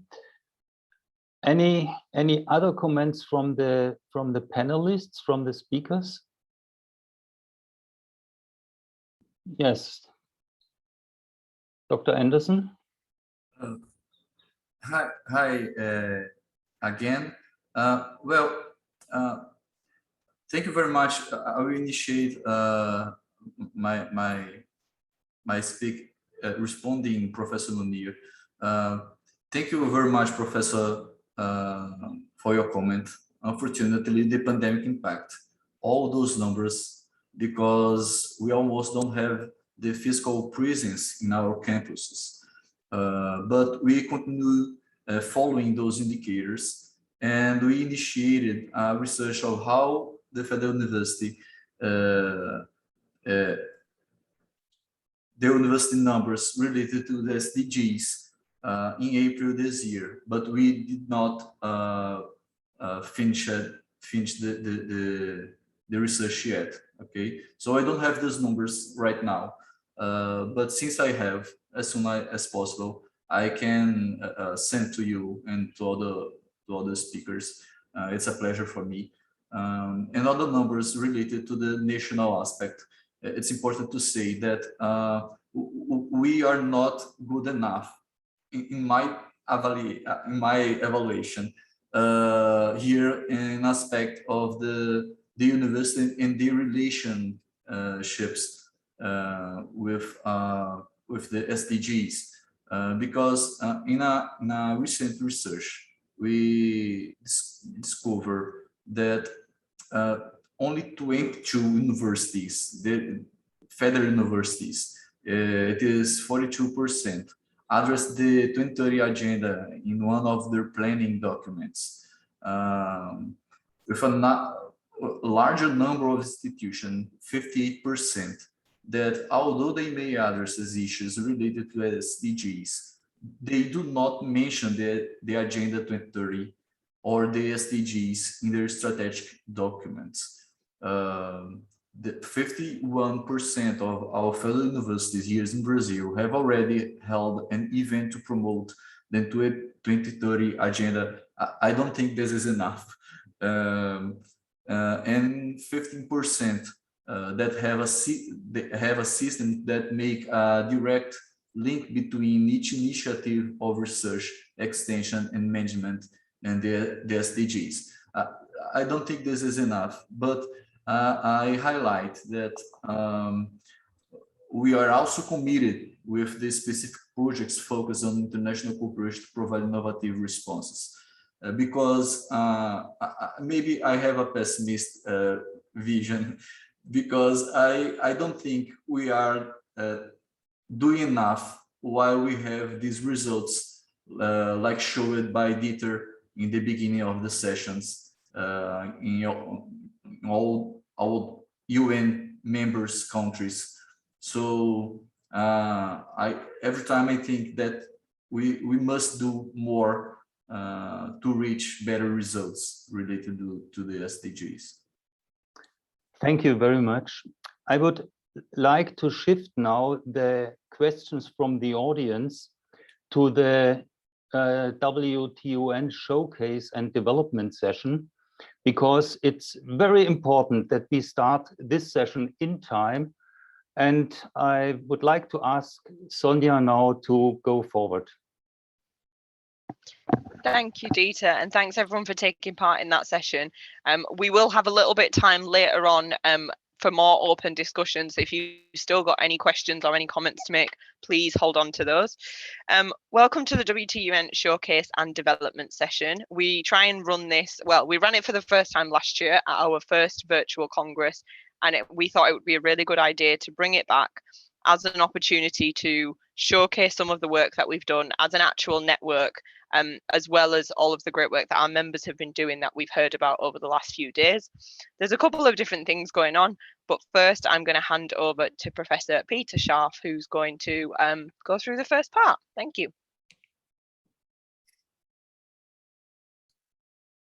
Thank you, Sonia. I hope all of you enjoyed the session brought us by Hamm-Lippstadt University of Applied Sciences. In my opinion, it was really interesting to hear the different perspectives from across the world, from all over the world. As we move now into the final part of this year's Congress, the WTUN Showcase and Development, I have the pleasure of talking about one of my favorite parts of the WTU Congress. Each year, when we meet in person, we give WTUN Fellowship Awards to staff who work in members of our network, who we feel have contributed highly and effectively to the work and activities of the network over the past years. This year, I have mixed feelings about awarding the two prizes that we are giving this year. That is because this year the prizes are extra special. I'm really excited to be awarding the first ever WTUN Lifetime Fellowship Awards. I am, however, a little sad because the reason we are awarded these awards for the first time is because in the past year, two fantastic members of staff have moved on from the institutions that linked them to WTUN. However, even with them moving on, we wanted to ensure that they knew how much we appreciate the contribution that they made to the network when they were here. Therefore, I would like to announce the first recipient of the WTUN Lifetime Fellowship Award is Professor Klaus Zeppenfeld. Klaus has been with WTUN since its formation and was integral to the creation of the network and shaping its vision and identity. As former president of Hamm-Lippstadt University of Applied Sciences, he was part of WTUN's general board, but he was also the driving force behind the innovation and entrepreneurship work stream that the network has. This work stream started with a range of ideas which will continue to be developed over the coming years, but in terms of actual impact, the work stream led to the first ever WTUN Innovation Hackathon that was delivered earlier this year. We are very grateful to Klaus for everything he has done for the network, and we wish him the best of luck as he continues his impressive career at the University of Applied Sciences in Dortmund. Klaus was always a very welcome delegate and speaker at our congresses, and we hope that giving him this prize shows that he will always be welcome to all of our future congresses, events, and that we hope to work with him in the future. Congratulations, Klaus. Do you have anything that you want to tell us? Please. Yes, Peter, thank you very much. And all the delegates here today, thank you very much. I'm very grateful and honored for receiving this award. In all my time working as a professor, it was very important for me to teach the students to work together in teams. Even better to work in interdisciplinary teams, or even more better in interdisciplinary and international teams to discuss and solve problems. And when I had the chance, and when I heard about this founding this founding network, the WTUN network in 2017. Peter, you remember we discussed it in the Congress there, and we had the opportunity to sign and become a member with our universities to this WTUN network. I was totally convinced that this is the right platform to bring people from different universities together and solve such problems. In the last years, the many things we've done showed that this was possible, and this is possible. The last session, yesterday, the session, for example, with the students, or the hackathons we made during the last year were very good, and it was the right thing to found this network. And therefore, I want to thank to the founder who had the idea, Brian Cantor. He had this famous idea of bringing us all together. Also, I want to thank you to the team, Sonia, Zenya, and last but not least, Georgie, who managed this network over the years, very famous and very well. Thank you very much. I want to show you what I received here. This is the certificate of the first lifetime fellowship. Thank you very much. And I also received a trophy which I can put on my table. Thank you very much. It was a little bit tricky to receive it because you know that the UK is not a member of the European Union. and as I received this package, I had to declare at the customs what a lifetime fellowship is. But we managed it all together with the customs. So thank you very much.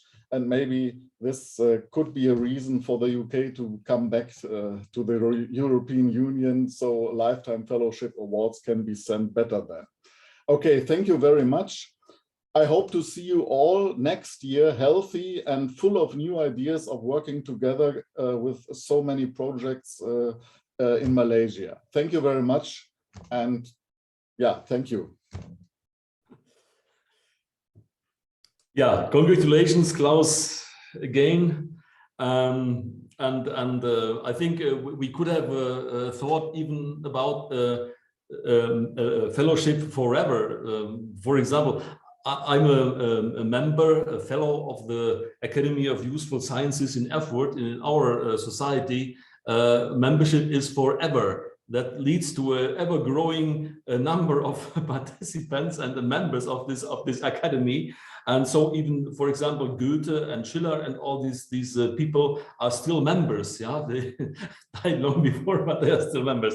Okay, thank you again, Klaus. And next, I would like to say something about the second recipient of the WTUN Lifetime Fellowship Award. Congratulations to Professor Y.C. Heng. YC is the former vice president of National Taiwan University of Science and Technology, and he was also a key part of setting up WTUN over 4 years ago. YC played an integral part in shaping the activities of the network, and as Taiwan Tech's representative on board the General Board and Operational Board, he was always engaged in all aspects of the network's work and future plans. I also have to mention that YC was the key driving force behind the first ever WTUN student competition, and because of his hard work initiating and within the working group, the student competition has become an annual fixture of the network activities and one of our most popular programs. He was also part of the team from Taiwan Tech that hosted WTUC 4 in Taipei, you all remember, the last time we managed to meet physically. By the way, this meeting in Taipei was an extraordinary event also for me, and I was especially impressed by visiting the 101 Tower, yeah, and the engineering which stood behind or stands behind this ball, this immensely big iron ball stabilizing the tower. Yeah, I think it's great. It's a worldwide achievement in engineering. I want to say thank you to YC for all of his contributions to the network, and I hope he can see the impact he has had. As you start to enjoy your retirement, I hope you will not forget us and continue to get involved with what we do here at WTUN. Congratulations, YC. Would you like to say anything?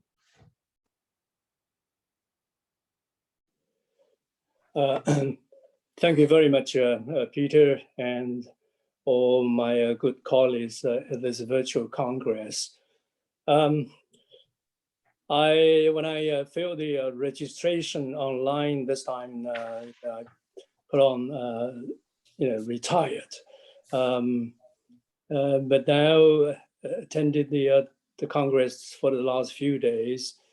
Reminds me the title of the Bond's film that's been held in the past few days. That is, he has no time to die and I have no time to retire.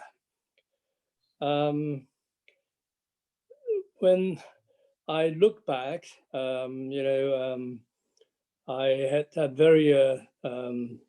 very interesting, and I'm grateful for the challenges and experiences, and also the opportunities given to me through my career. I spent a very good time in the industry, and also I was in charge of the international relations for the largest research institute in Taiwan, the Industrial Technology Research Institute.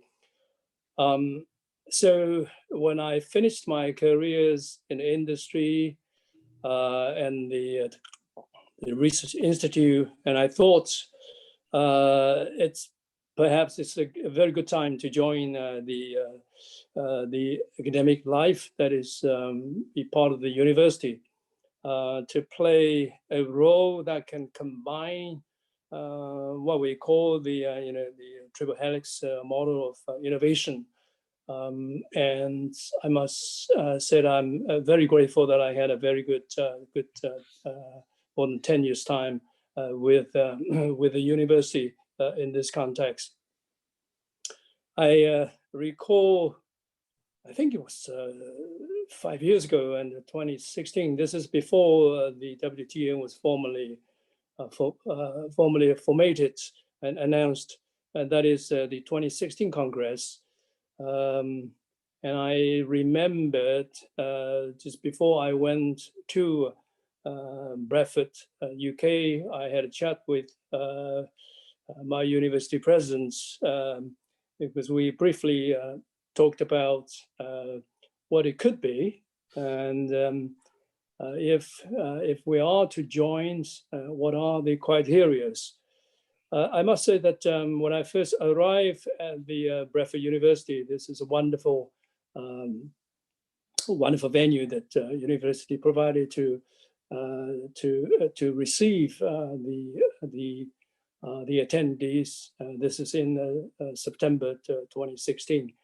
I was really impressed by the enthusiasm, the professionalism of people like Yong-Chie and her team in receiving us, and we had very good reception and dinner before the official Congress. In that setting, I was impressed and convinced by then President Brian Concho in the sense of what he envisioned and what he want to achieve with this network.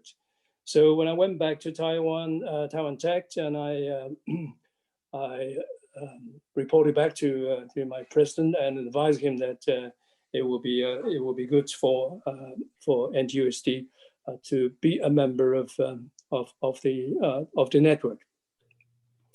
And I'm also very happy, pleased that after 5 years we remain active and contributing members to this network and to its congresses. As I said from the beginning, that Dhaen has no time to die, and I have no time to retire. So in the coming days, if duty calls by you, Chairman Peter, and the Congress, if I can be of any use to our continuing challenges, I will certainly be playing an active role in the coming days. So on this, I wish you and also all the members of the WTUN's good work and good results and good health. Thank you very much. Thank you. Thank you very much, Wasi, and once again, congratulations to you. I hope both of our recipients today are happy with their award and not only see it as a prize recognizing their fantastic work at WTUN, but also see it as an official invitation to all future WTUN events, projects, and activities. And let me add the following.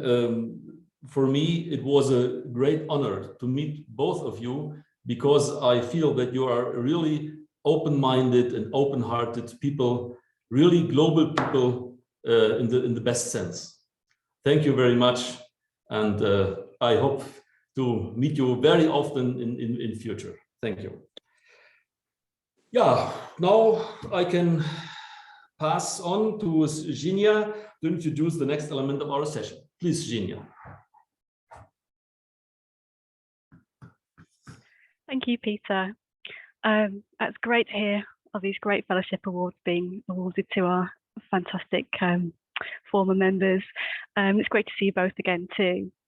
I'd like to welcome everyone to our showcase session today. International collaboration is at the heart of what we do at WTUN. All of our member institutions are providing education for future generations of global citizens that are already responding to our 21st century challenges. With this in mind, our network has been seeking to provide opportunities to nurture these skills in international cooperation and collaboration with our collective students. In June 2021, we produced our first ever online and international student hackathon. This activity emerged from meetings of our innovation and entrepreneurship workstream that was led by our esteemed colleague, a lifetime award recipient, Professor Klaus Zeppenfeld. The idea was to provide all our WTUN students with an opportunity to collaborate on a project connected to one of our aligned UN SDGs. Climate action was selected for this due to the increased urgency in the situation and also the COP26 taking place this year. With the emergence of the pandemic, the idea to create an event that could still be delivered during this period of uncertainty and change resulted in the production of the online hackathon. The WTUN Climate Action Hackathon provided students with an opportunity to collaborate with their peers across the world on a truly global issue and for them to create new ideas and solutions to real-life problems. Students were placed in international teams from different institutions and disciplines and were given 48 hours to work together online with continuous access to mentors from our partner organisations and tutors and also business experts aligned to our institutions to create and invent a product or service that would help to address a problem connected to the UN SDG climate action. During this time, we had a team of experts and mentors delivering focus sessions all throughout the 48 hours, providing guidance on how to develop an initial idea through to a final product. There were planned lectures and talks running alongside, with plenty of room for questions and feedback and advice. Students shared knowledge and skills, they created friendships and developed and nurtured innovation and entrepreneurship skills and mindsets.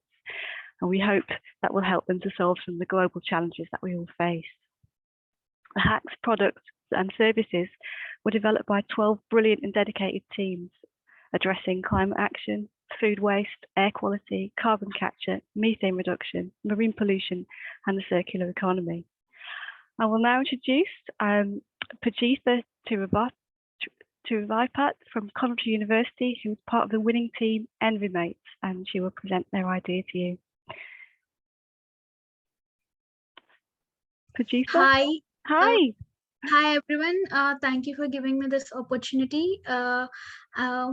So I'm just going to present a small PPT about the product which we, one second, I'm going to share the screen.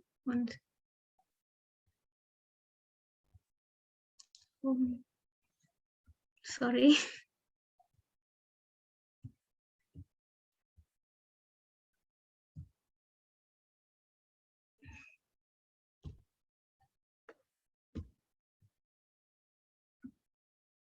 Hi, this is our product, which we named it as Envy, baking the pollutants Envy.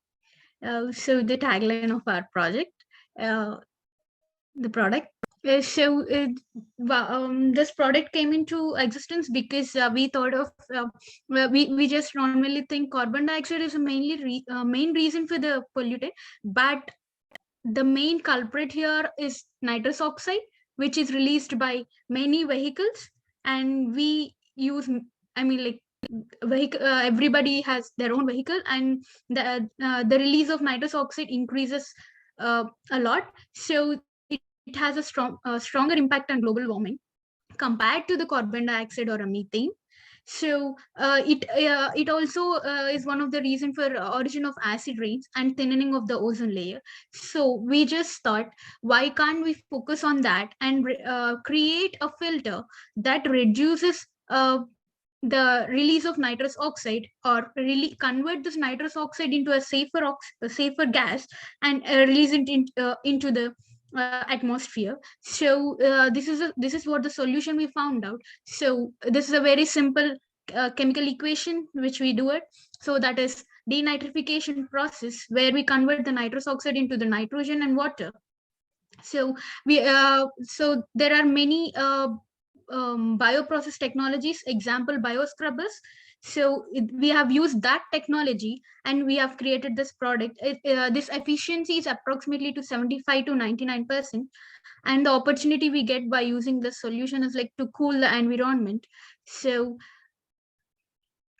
this is the prototype of our product.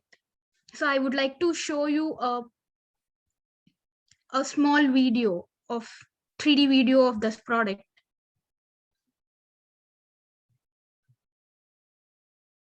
So this is a 3D video of the product which we created. Actually, it is an air filter which we insert into the silencers or the exhausts of the vehicles, cars or the bikes or anything, in place of the air filter which it has. So we'll just insert this air filter there. This is eco-friendly because we use bacteria. I mean, like bacteria to convert this nitrogen. So this is the bacteria, that is Pseudomonas scrutinizer strain DCP1. So we this is I mean, like calculation which we have done, how many gram biomass we might require, or how much we can do it. So the product, one second. So the product will be having a coolant and an exhaust pipe, a turbine with an electric generator, alkaline propyl metal mesh filter, and these all will help such that convert because the microorganisms might die because of the high temperatures. So we have used a coolant to reduce the temperature and protect the microorganisms and let the denitrification process happen and release the gases. So this helps in reducing the release of the nitrous oxide. This is our product and this is my team. So I apologize for because they are having another meeting, so they couldn't attend the meeting. So thank you for giving me this opportunity.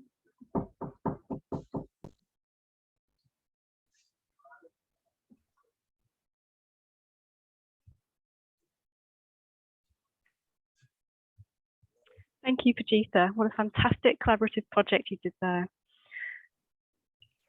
I'll next move over to our other activity, which is the student competition.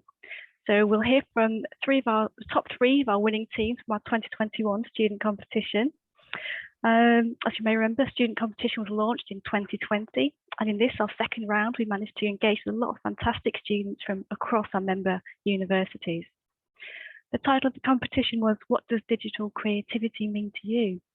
And students from the WTUN member institutions were invited to submit a project proposal that would help to address an issue connected to one of the 4 WTUN's newly aligned UN SDGs, which are affordable clean energy, climate action, clean water and sanitation, and sustainable cities and communities.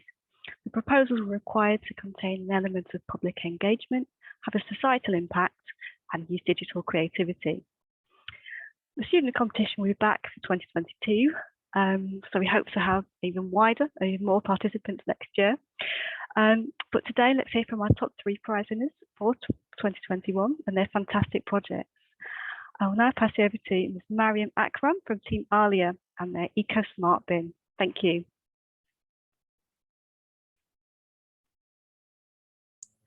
Thank you. I guess my teammates will also be joining. Hanan and Arij.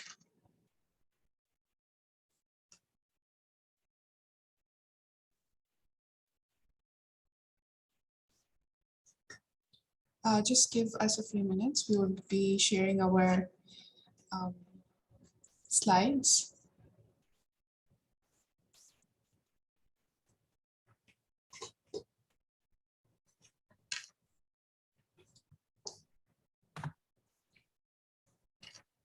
Okay, can we start now?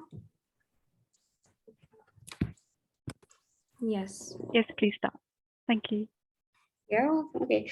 Good morning, good afternoon, and good evening to wherever you are in the world, and welcome to the Ecosmart Project from Ahlia University in Bahrain. This project, created by keeping the UN SDGs at heart of the project, with a special focus on Goal 11 and 13, to keep the economy healthy and safe.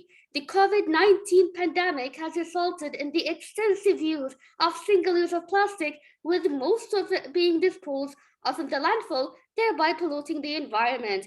It's highly risky because of the biomedical waste that can be spread infections to the individuals, as the healthcare also uses the lab coat, surgical mask, respirators, face protection, safety gloves. All of those waste goes into the landfill without getting recycled.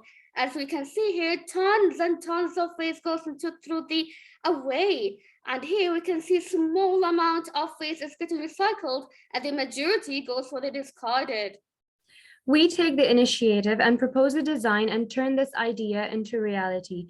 We present to you an idea of a smart bin that enabled us to safely dispose the healthcare waste by separating them and treating them individually to go through the sterilization process, and recycling these plastic wastes by ensuring cooperation of the healthcare sector and the industries.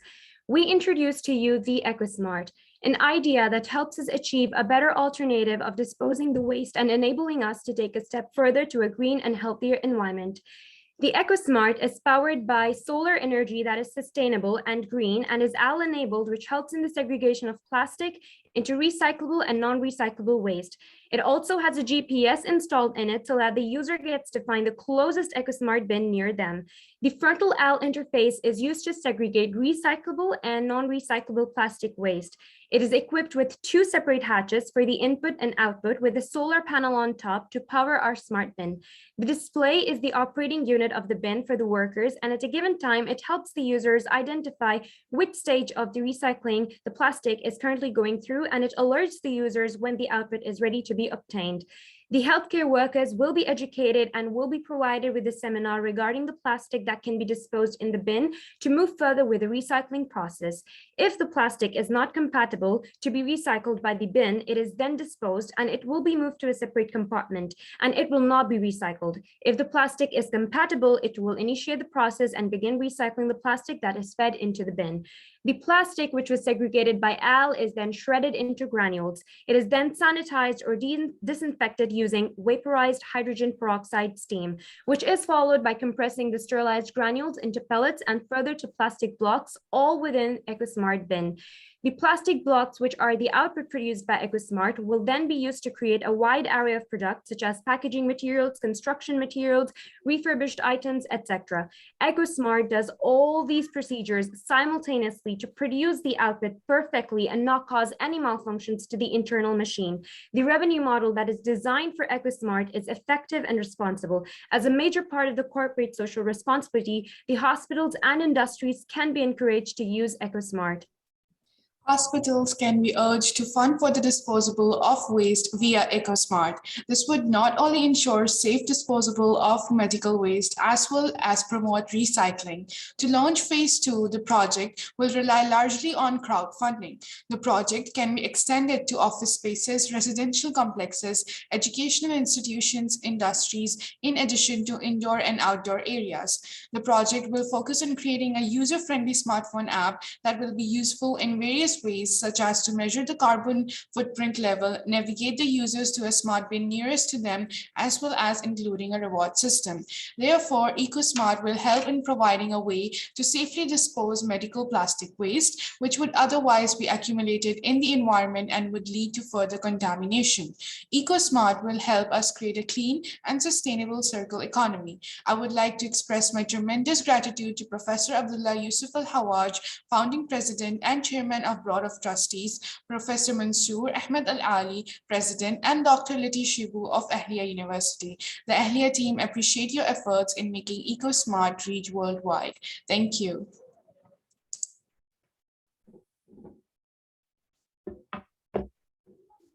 Congratulations on your team. What a fantastic solution there, especially to all the additional waste created by the pandemic this year.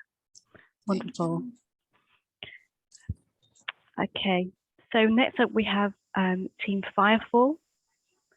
Next we have team. Oh, next you can stop the slide sharing, please. That'd be fantastic. And next we can move over to Team Firefall with Venkata Neeraj and Hannah Adakula, and their proposed solution to producing clean and affordable energy. Thank you. Hi, thank you for the opportunity. So we are so excited for this day and we are looking forward to it. So finally, we got a chance to present, and thank you for organizing this competition as well. Venkat Neeraj, can you share the screen? Yeah, sure. One second. Yeah, so we Team Firefall has designed a product which is called as magnetic generator, and it is mainly focused on affordable and clean energy, the 7th SDG. Basically, magnetic generator is a generator which produces electricity, and this electricity is very useful for everything, and which is cost efficient and can be used in every aspect of the life. It need not to be like for the electricity purposes, but still it can be used for all other purposes, starting from cooking to still the higher working process like a power plants and everything. So the table of contents that we are going to see today is objectives of our idea, and then what are the current problems that can be solved by our model, and technical aspects, social, economics, and regional challenges of this idea. When we go to the introduction of this product, it's a very simple that with the word itself, it says generator with a generator using magnets. That means we produce electricity using magnets, and these magnets are not very costly to do it, so we can produce it in small scale as well as in large scale. We basically use neodymium magnets and the other recyclable components to make this magnetic generator. The main aim of our project is to maintain a to give an affordable clean and affordable energy to all around the world. The objectives of this project is first is to demonstrate the production of electricity using magnets, and to build and investigate devices that produce electricity and magnetism, to describe how magnetism forces induce electricity. And since we are lack of time, I'm just giving an overview of our project, but it's a very enlarged topic to discuss on. The system objectives is like, how are we going to produce the electricity using these magnets? The main concept to produce electricity here in this generator is repulsive forces and centrifugal forces, which are created by the magnet and the rotation of the magnet. And next one is the free energy, how it is produced, and how are we going to collect the energy and stabilize it, store it, and use it.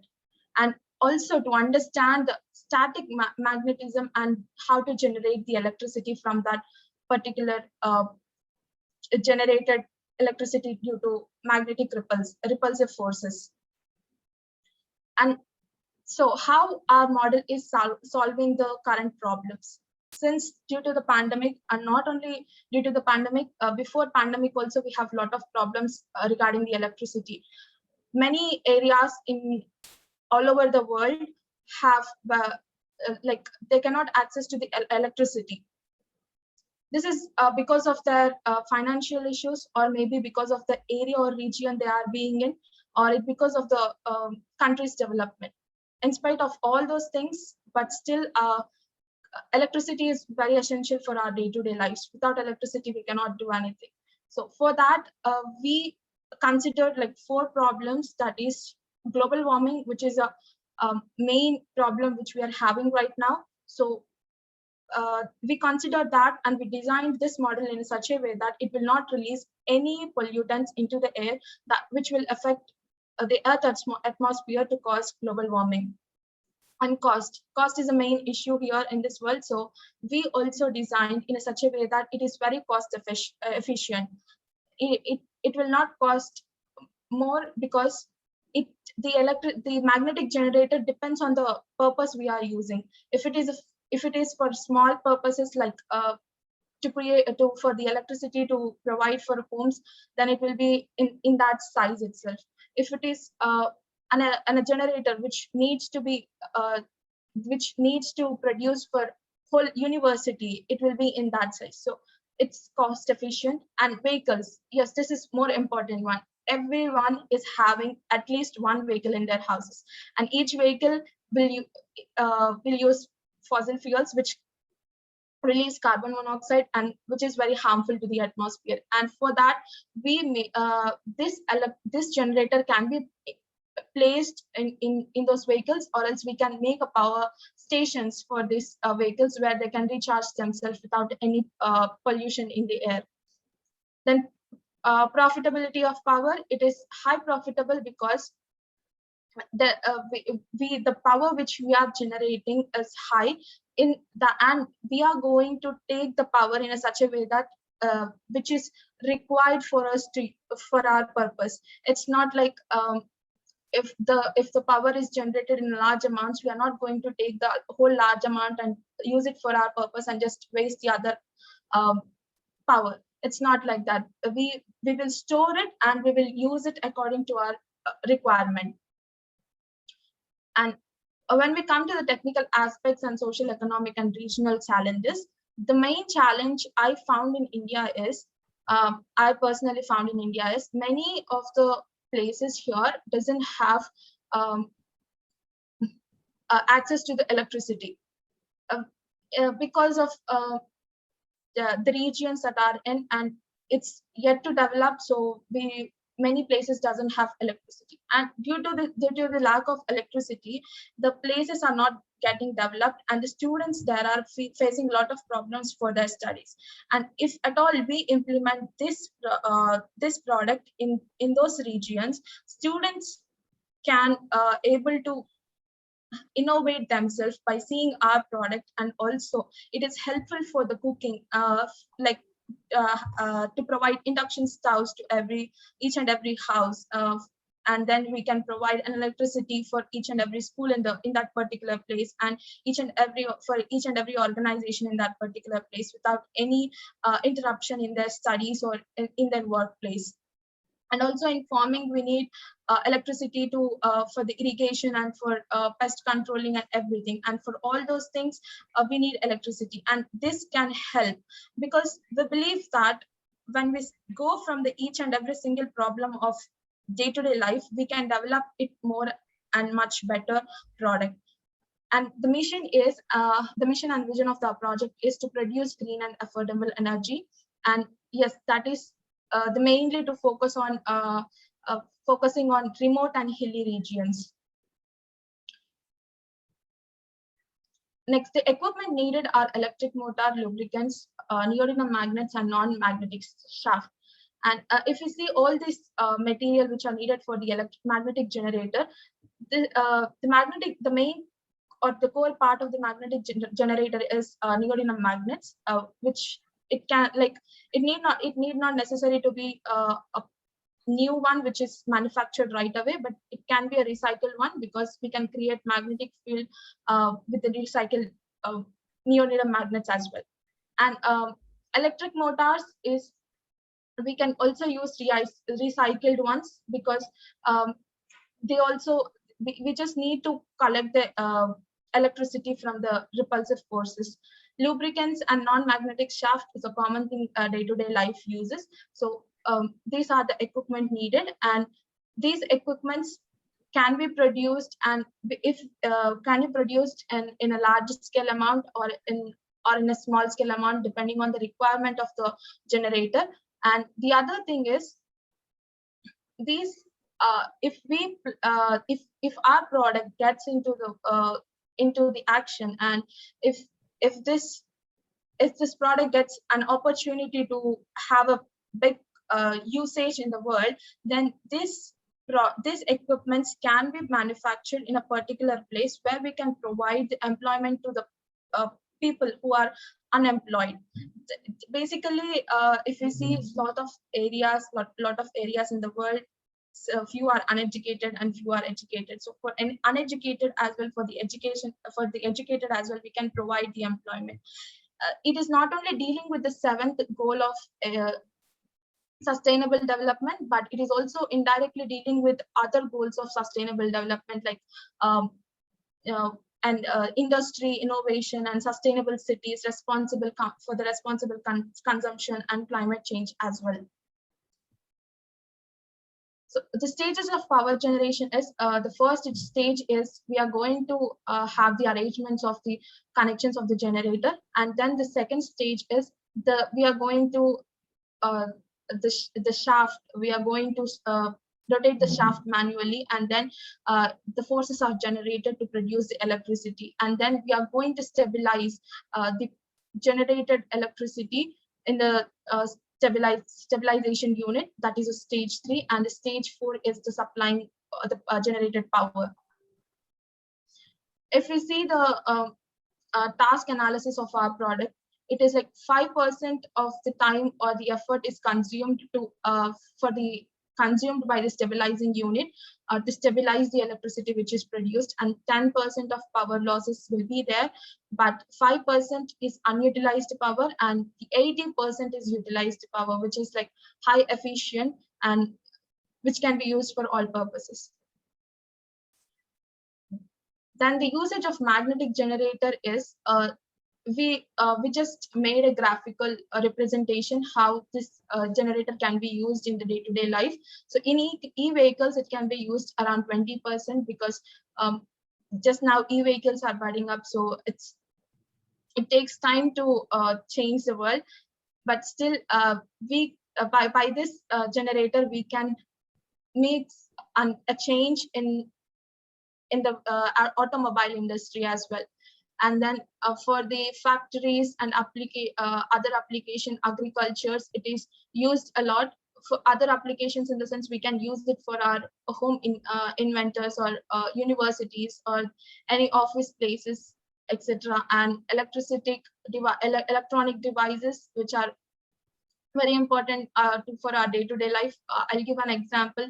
The thing which we need every time is our power bank for mobiles. So that can also be used by this magnetic generator. So this is how our magnetic generator is used in a day-to-day life, if at all it is produced.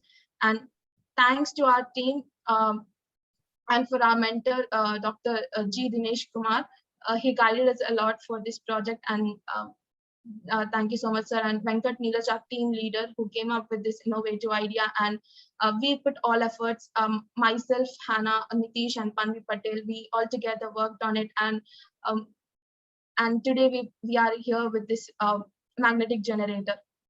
Thank you so much for this opportunity again. Thank you, Team 5-4 from Hindustan. That was fantastic. What a great solution to providing accessible and clean energy in hard to reach places. That's amazing. Next up, we have Mohammed Imran Ismail and Yong-Chie from Team iTexco. They're from University Technology Malaysia, and they have an app that was part of their design. Okay, over to you. Yeah. Thank you very much, Dr. Zania. Let me share my screen.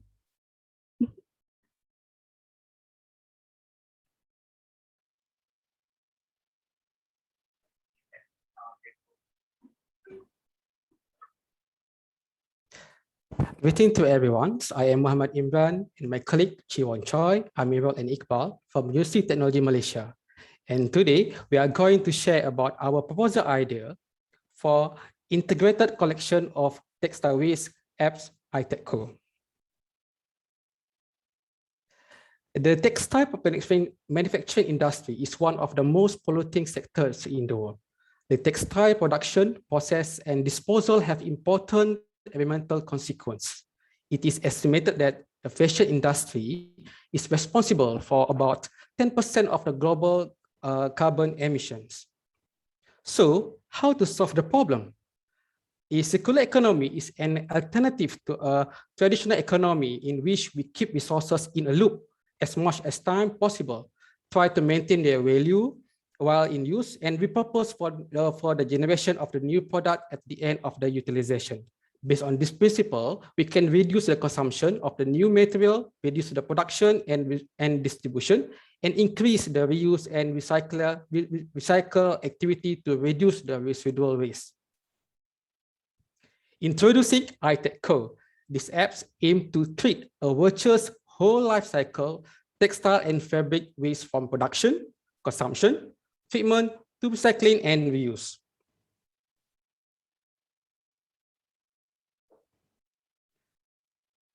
So this is how it works. This app will allow user to arrange agent via I-order feature to collect the textile waste. The textile waste are then sent to collection center for sorting before being sold to the companies for reuse and recycling. There are two other main features, which are iDonate and iSwap. Users can collect points by using this app, and the point can be used to purchase discount items.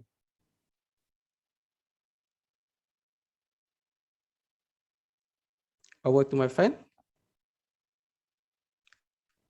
Please unmute your microphone. Okay. Sorry. So, isn't it iTechCo a great idea? The benefits of this app includes economic, social, and environmental impacts. Recycling creates jobs, and recycling programs cost less than waste disposal program. Furthermore, the ecosystem will be improved if the manufacturer producing fewer greenhouse gases and prevents the destruction of natural habitats. Next.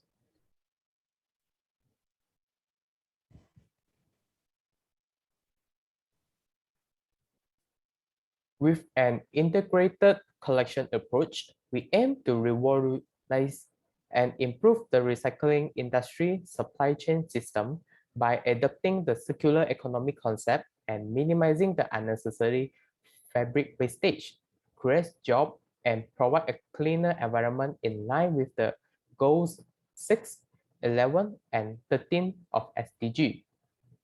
Next.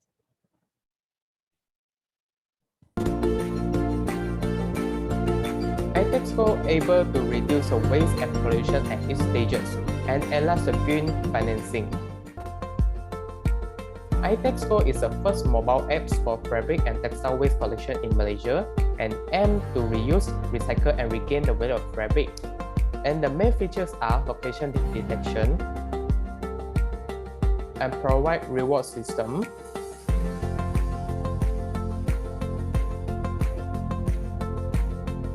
provide educational information to the public, and allow the public to view the event schedule. So come and sign up now, recycle the textile waste, and rethink the future. With iTechCo, the possibilities are endless.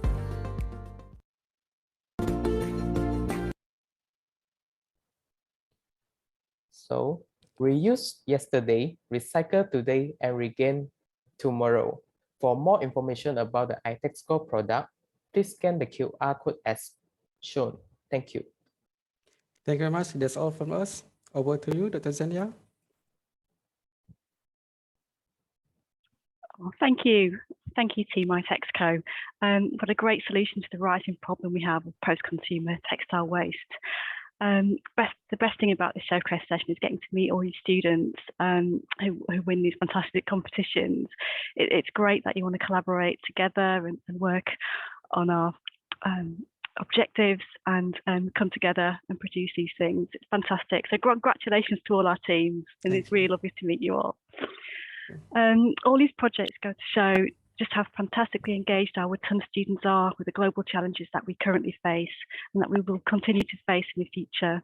This enthusiasm, expertise, motivation and innovation that we have in the next generation will contribute to a brighter, more cooperative global future. So thank you. I'll now pass you over to Sonia, and our next session up is the development session. Thank you very much. Hi everyone. So we're finally on to our final session of the Congress. Another big thank you and well done to all the students who took part in all of our activities over the past 12 months, but especially those who've come along and presented to the Congress. It's never something easy to do, especially with the amount of senior figures and academics that we have on these sessions. So well done. You all did a really good job and you should be very, very proud. So our final session for the Congress is not going to be too long, because I know it's already been quite a long week, or maybe that's just me.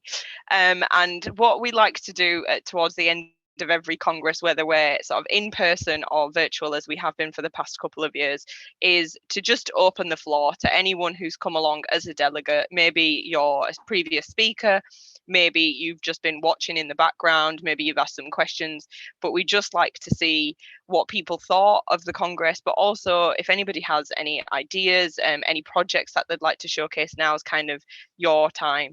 So I think we've had a great Congress, and you know, I'd like to thank all of our members who've contributed over the past 4 days. But just to start, I'm just going to open the floor. So if you want to, again, type in the chat or raise your hand, it would be great to see some final faces. So please put your cameras on for the last 20 minutes or so. But firstly, does anyone have any comments about any of the sessions, topics or talks that we've had over the past 6 sessions now? I know some of the panel discussions were cut short over the week, so if anybody has anything else to add, now would be a great time to hear from you. Who wants to start? I'm going to stay here till someone says something, so the sooner someone says something, the better. Professor Peter. Thank you, Sonia. It is not so much a comment on all the fantastic talks we have seen all over the week. I think it was really great. It was really great. I appreciate it very much to be part of this team, and it's wonderful. But I have a definite proposal for the further development of WTUN.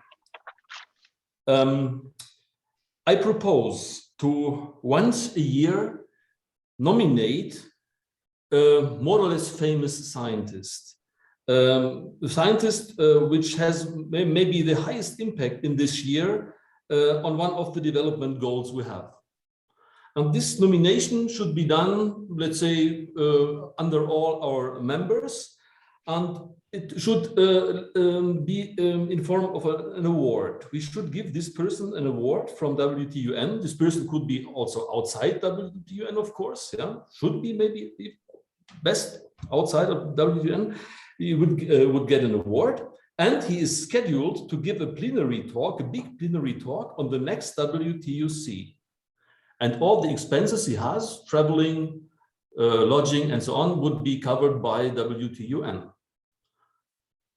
I think this could help to bring WTUN into the minds of more people. If such a really prominent person is involved into our network by this award, and we honor him by this way, and he gives us, let's say, the latest information on a really impact research or whatever he's known for, yeah, and this could enrich, I think, our yearly WTUC.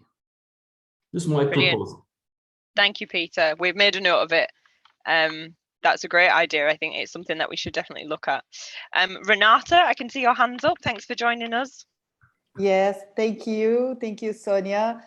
Thank you, Professor Dieter. I think it's a very, very good idea, and I look forward to see what this award, sorry, I think it was Professor Schaaf that did this proposal, so I think it's a great idea. But I would like just to say a great thank you from Brazil. It's not always easy for us because of the time, you know, the difference of time.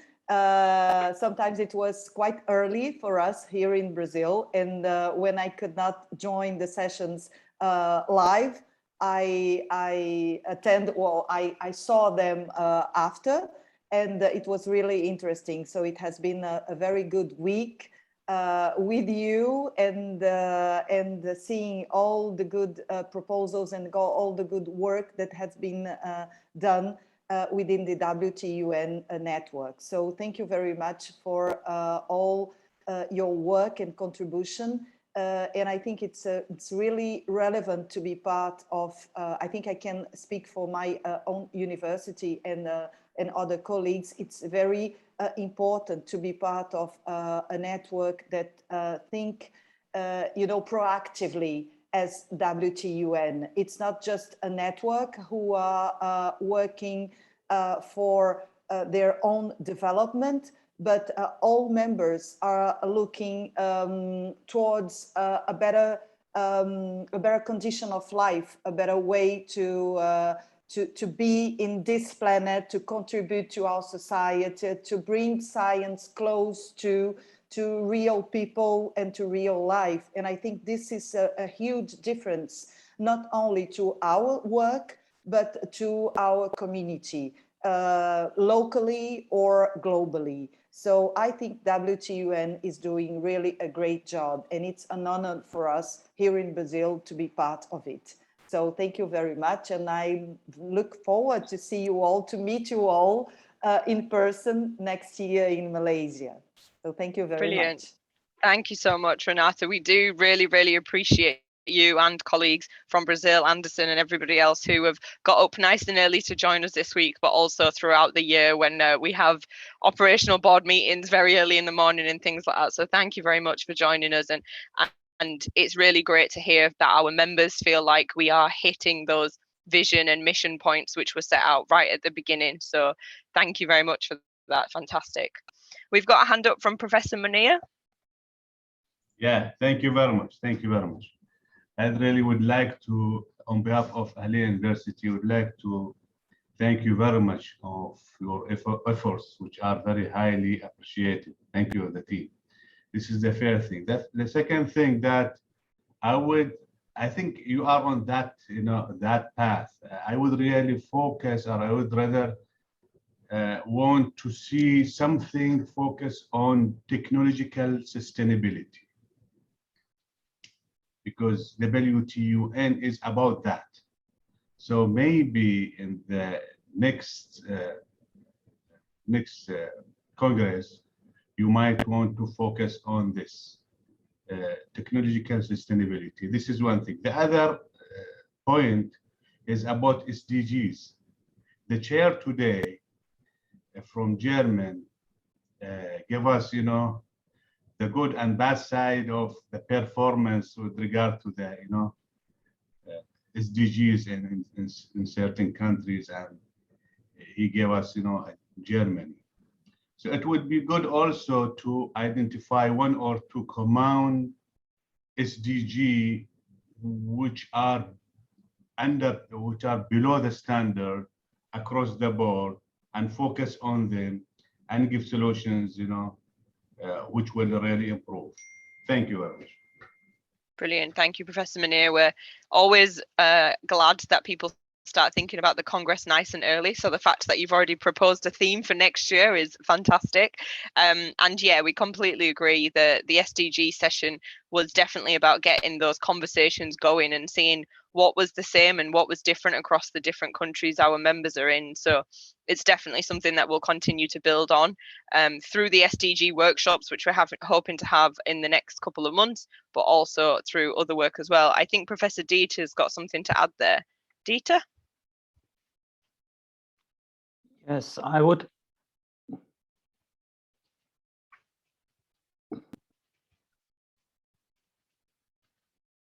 I would like to repeat my advertisement from before and announce our two SDG online workshops. The first one is on SDG 7, affordable and clean energy. And this is organized by Dr. Ilvershagen from Hindustan.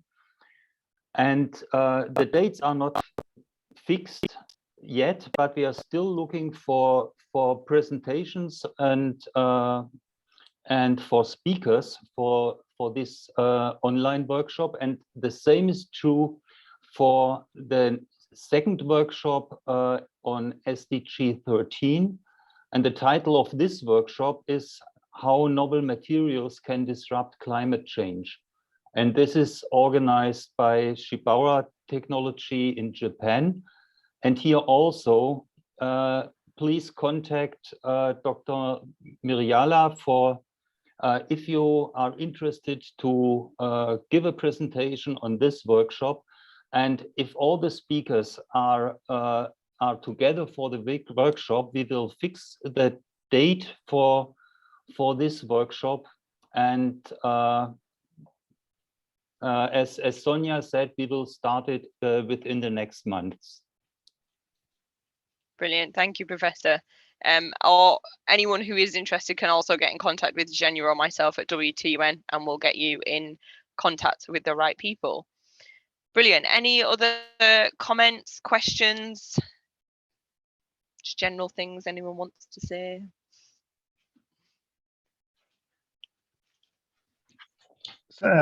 Sonia, I'll just say that, you know, given the constraints that we've had, I think this has run particularly well. We did quite well last year. This year's been even better.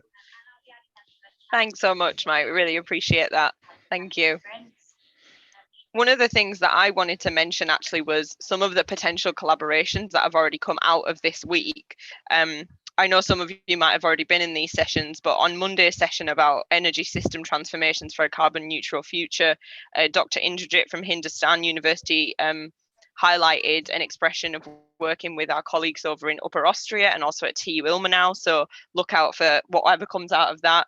And also Dr. Liz Breen spoke about working with UFRN on a number of projects in healthcare. So we will do what we can at WTUN to help facilitate these. There was another one this morning as well in the corporate social responsibility session where Datalink Institute, who's one of our incoming members, and it is, you know, I always say it's fantastic that WTUN continues to grow and add new members, even at a time where international wasn't necessarily at the forefront of people's minds.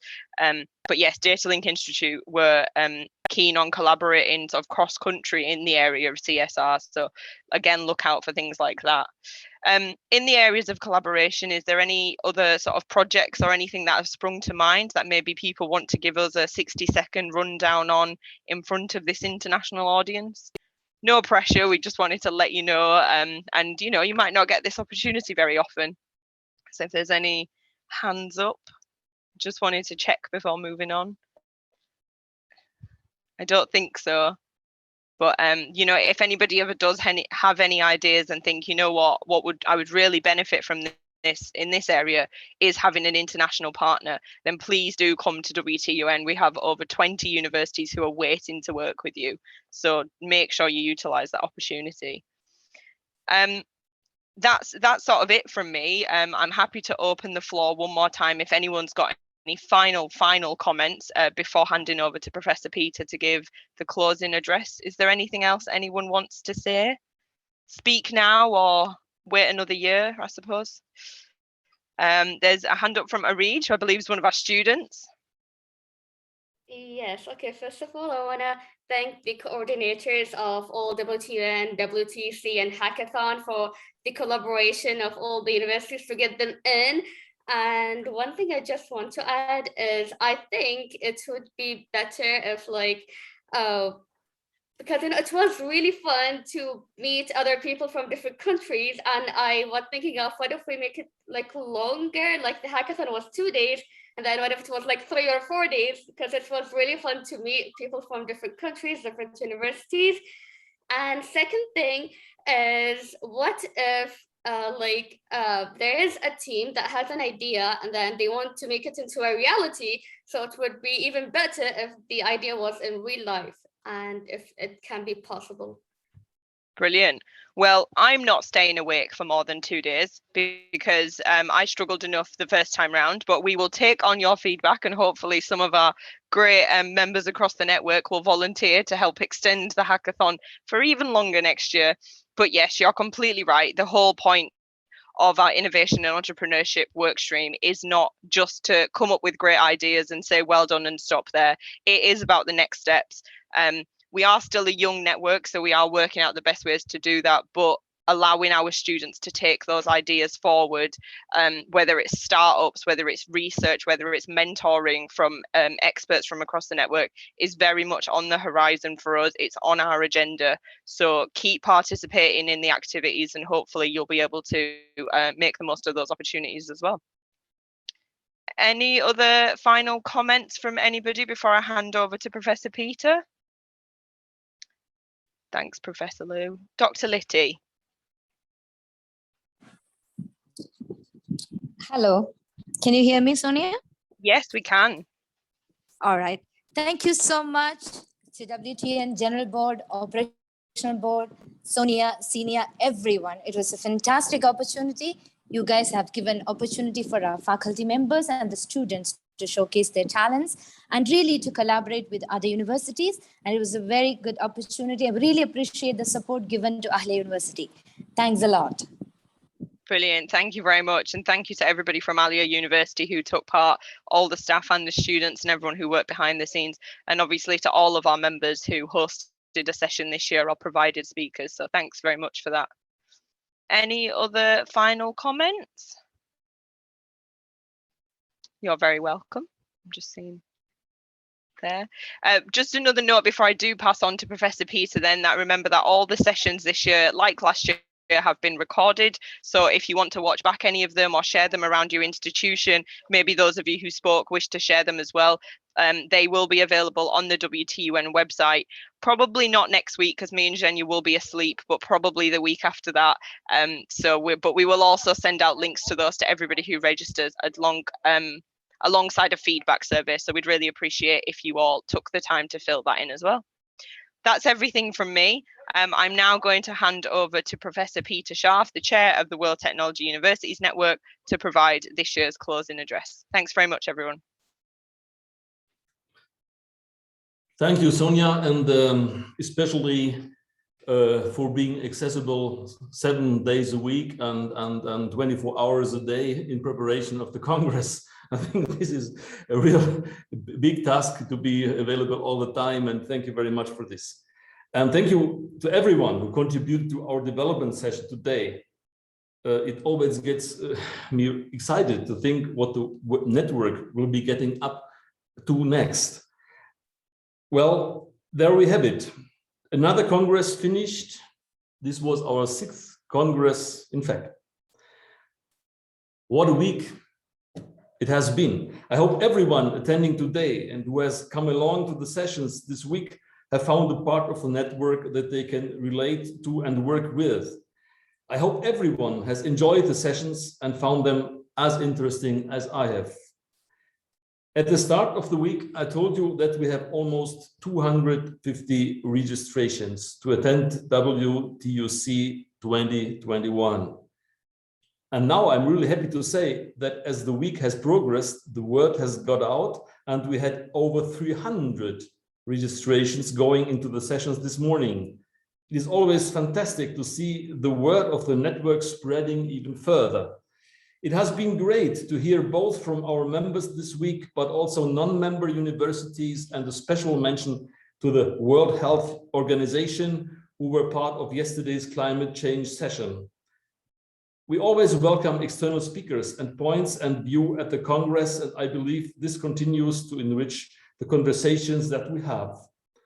One of the conclusions I personally draw from the Congress is, for example, that we actually need an integrated approach in climate action. So environment, social, economy. I would like to say a special thank you to our member institutions who have hosted sessions this year. So the King Mongkut's University in Thailand, Ahlia University in Bahrain, Taiwan Tech, and our network host University of Bradford. Thank you very much to all the staff and students who helped make this week a reality. I also want to say thank you to the WTUN team for their hard work and putting on all the behind the scenes work for putting on another Congress. The network has a lot to look forward to over the next year. We will be relaunching our annual student competition. I'm happy to say that we have made the decision to make the hackathon a foundation activity, so that we'll also be back soon. We will continue to grow and welcome new members, as well as seek out new opportunities to provide benefits to our universities. I'm also happy to say that as the world opens up again after the pandemic, we will be bringing back our WTUN Exchanges program, which will provide the opportunity for staff and PhD students to visit members across the world.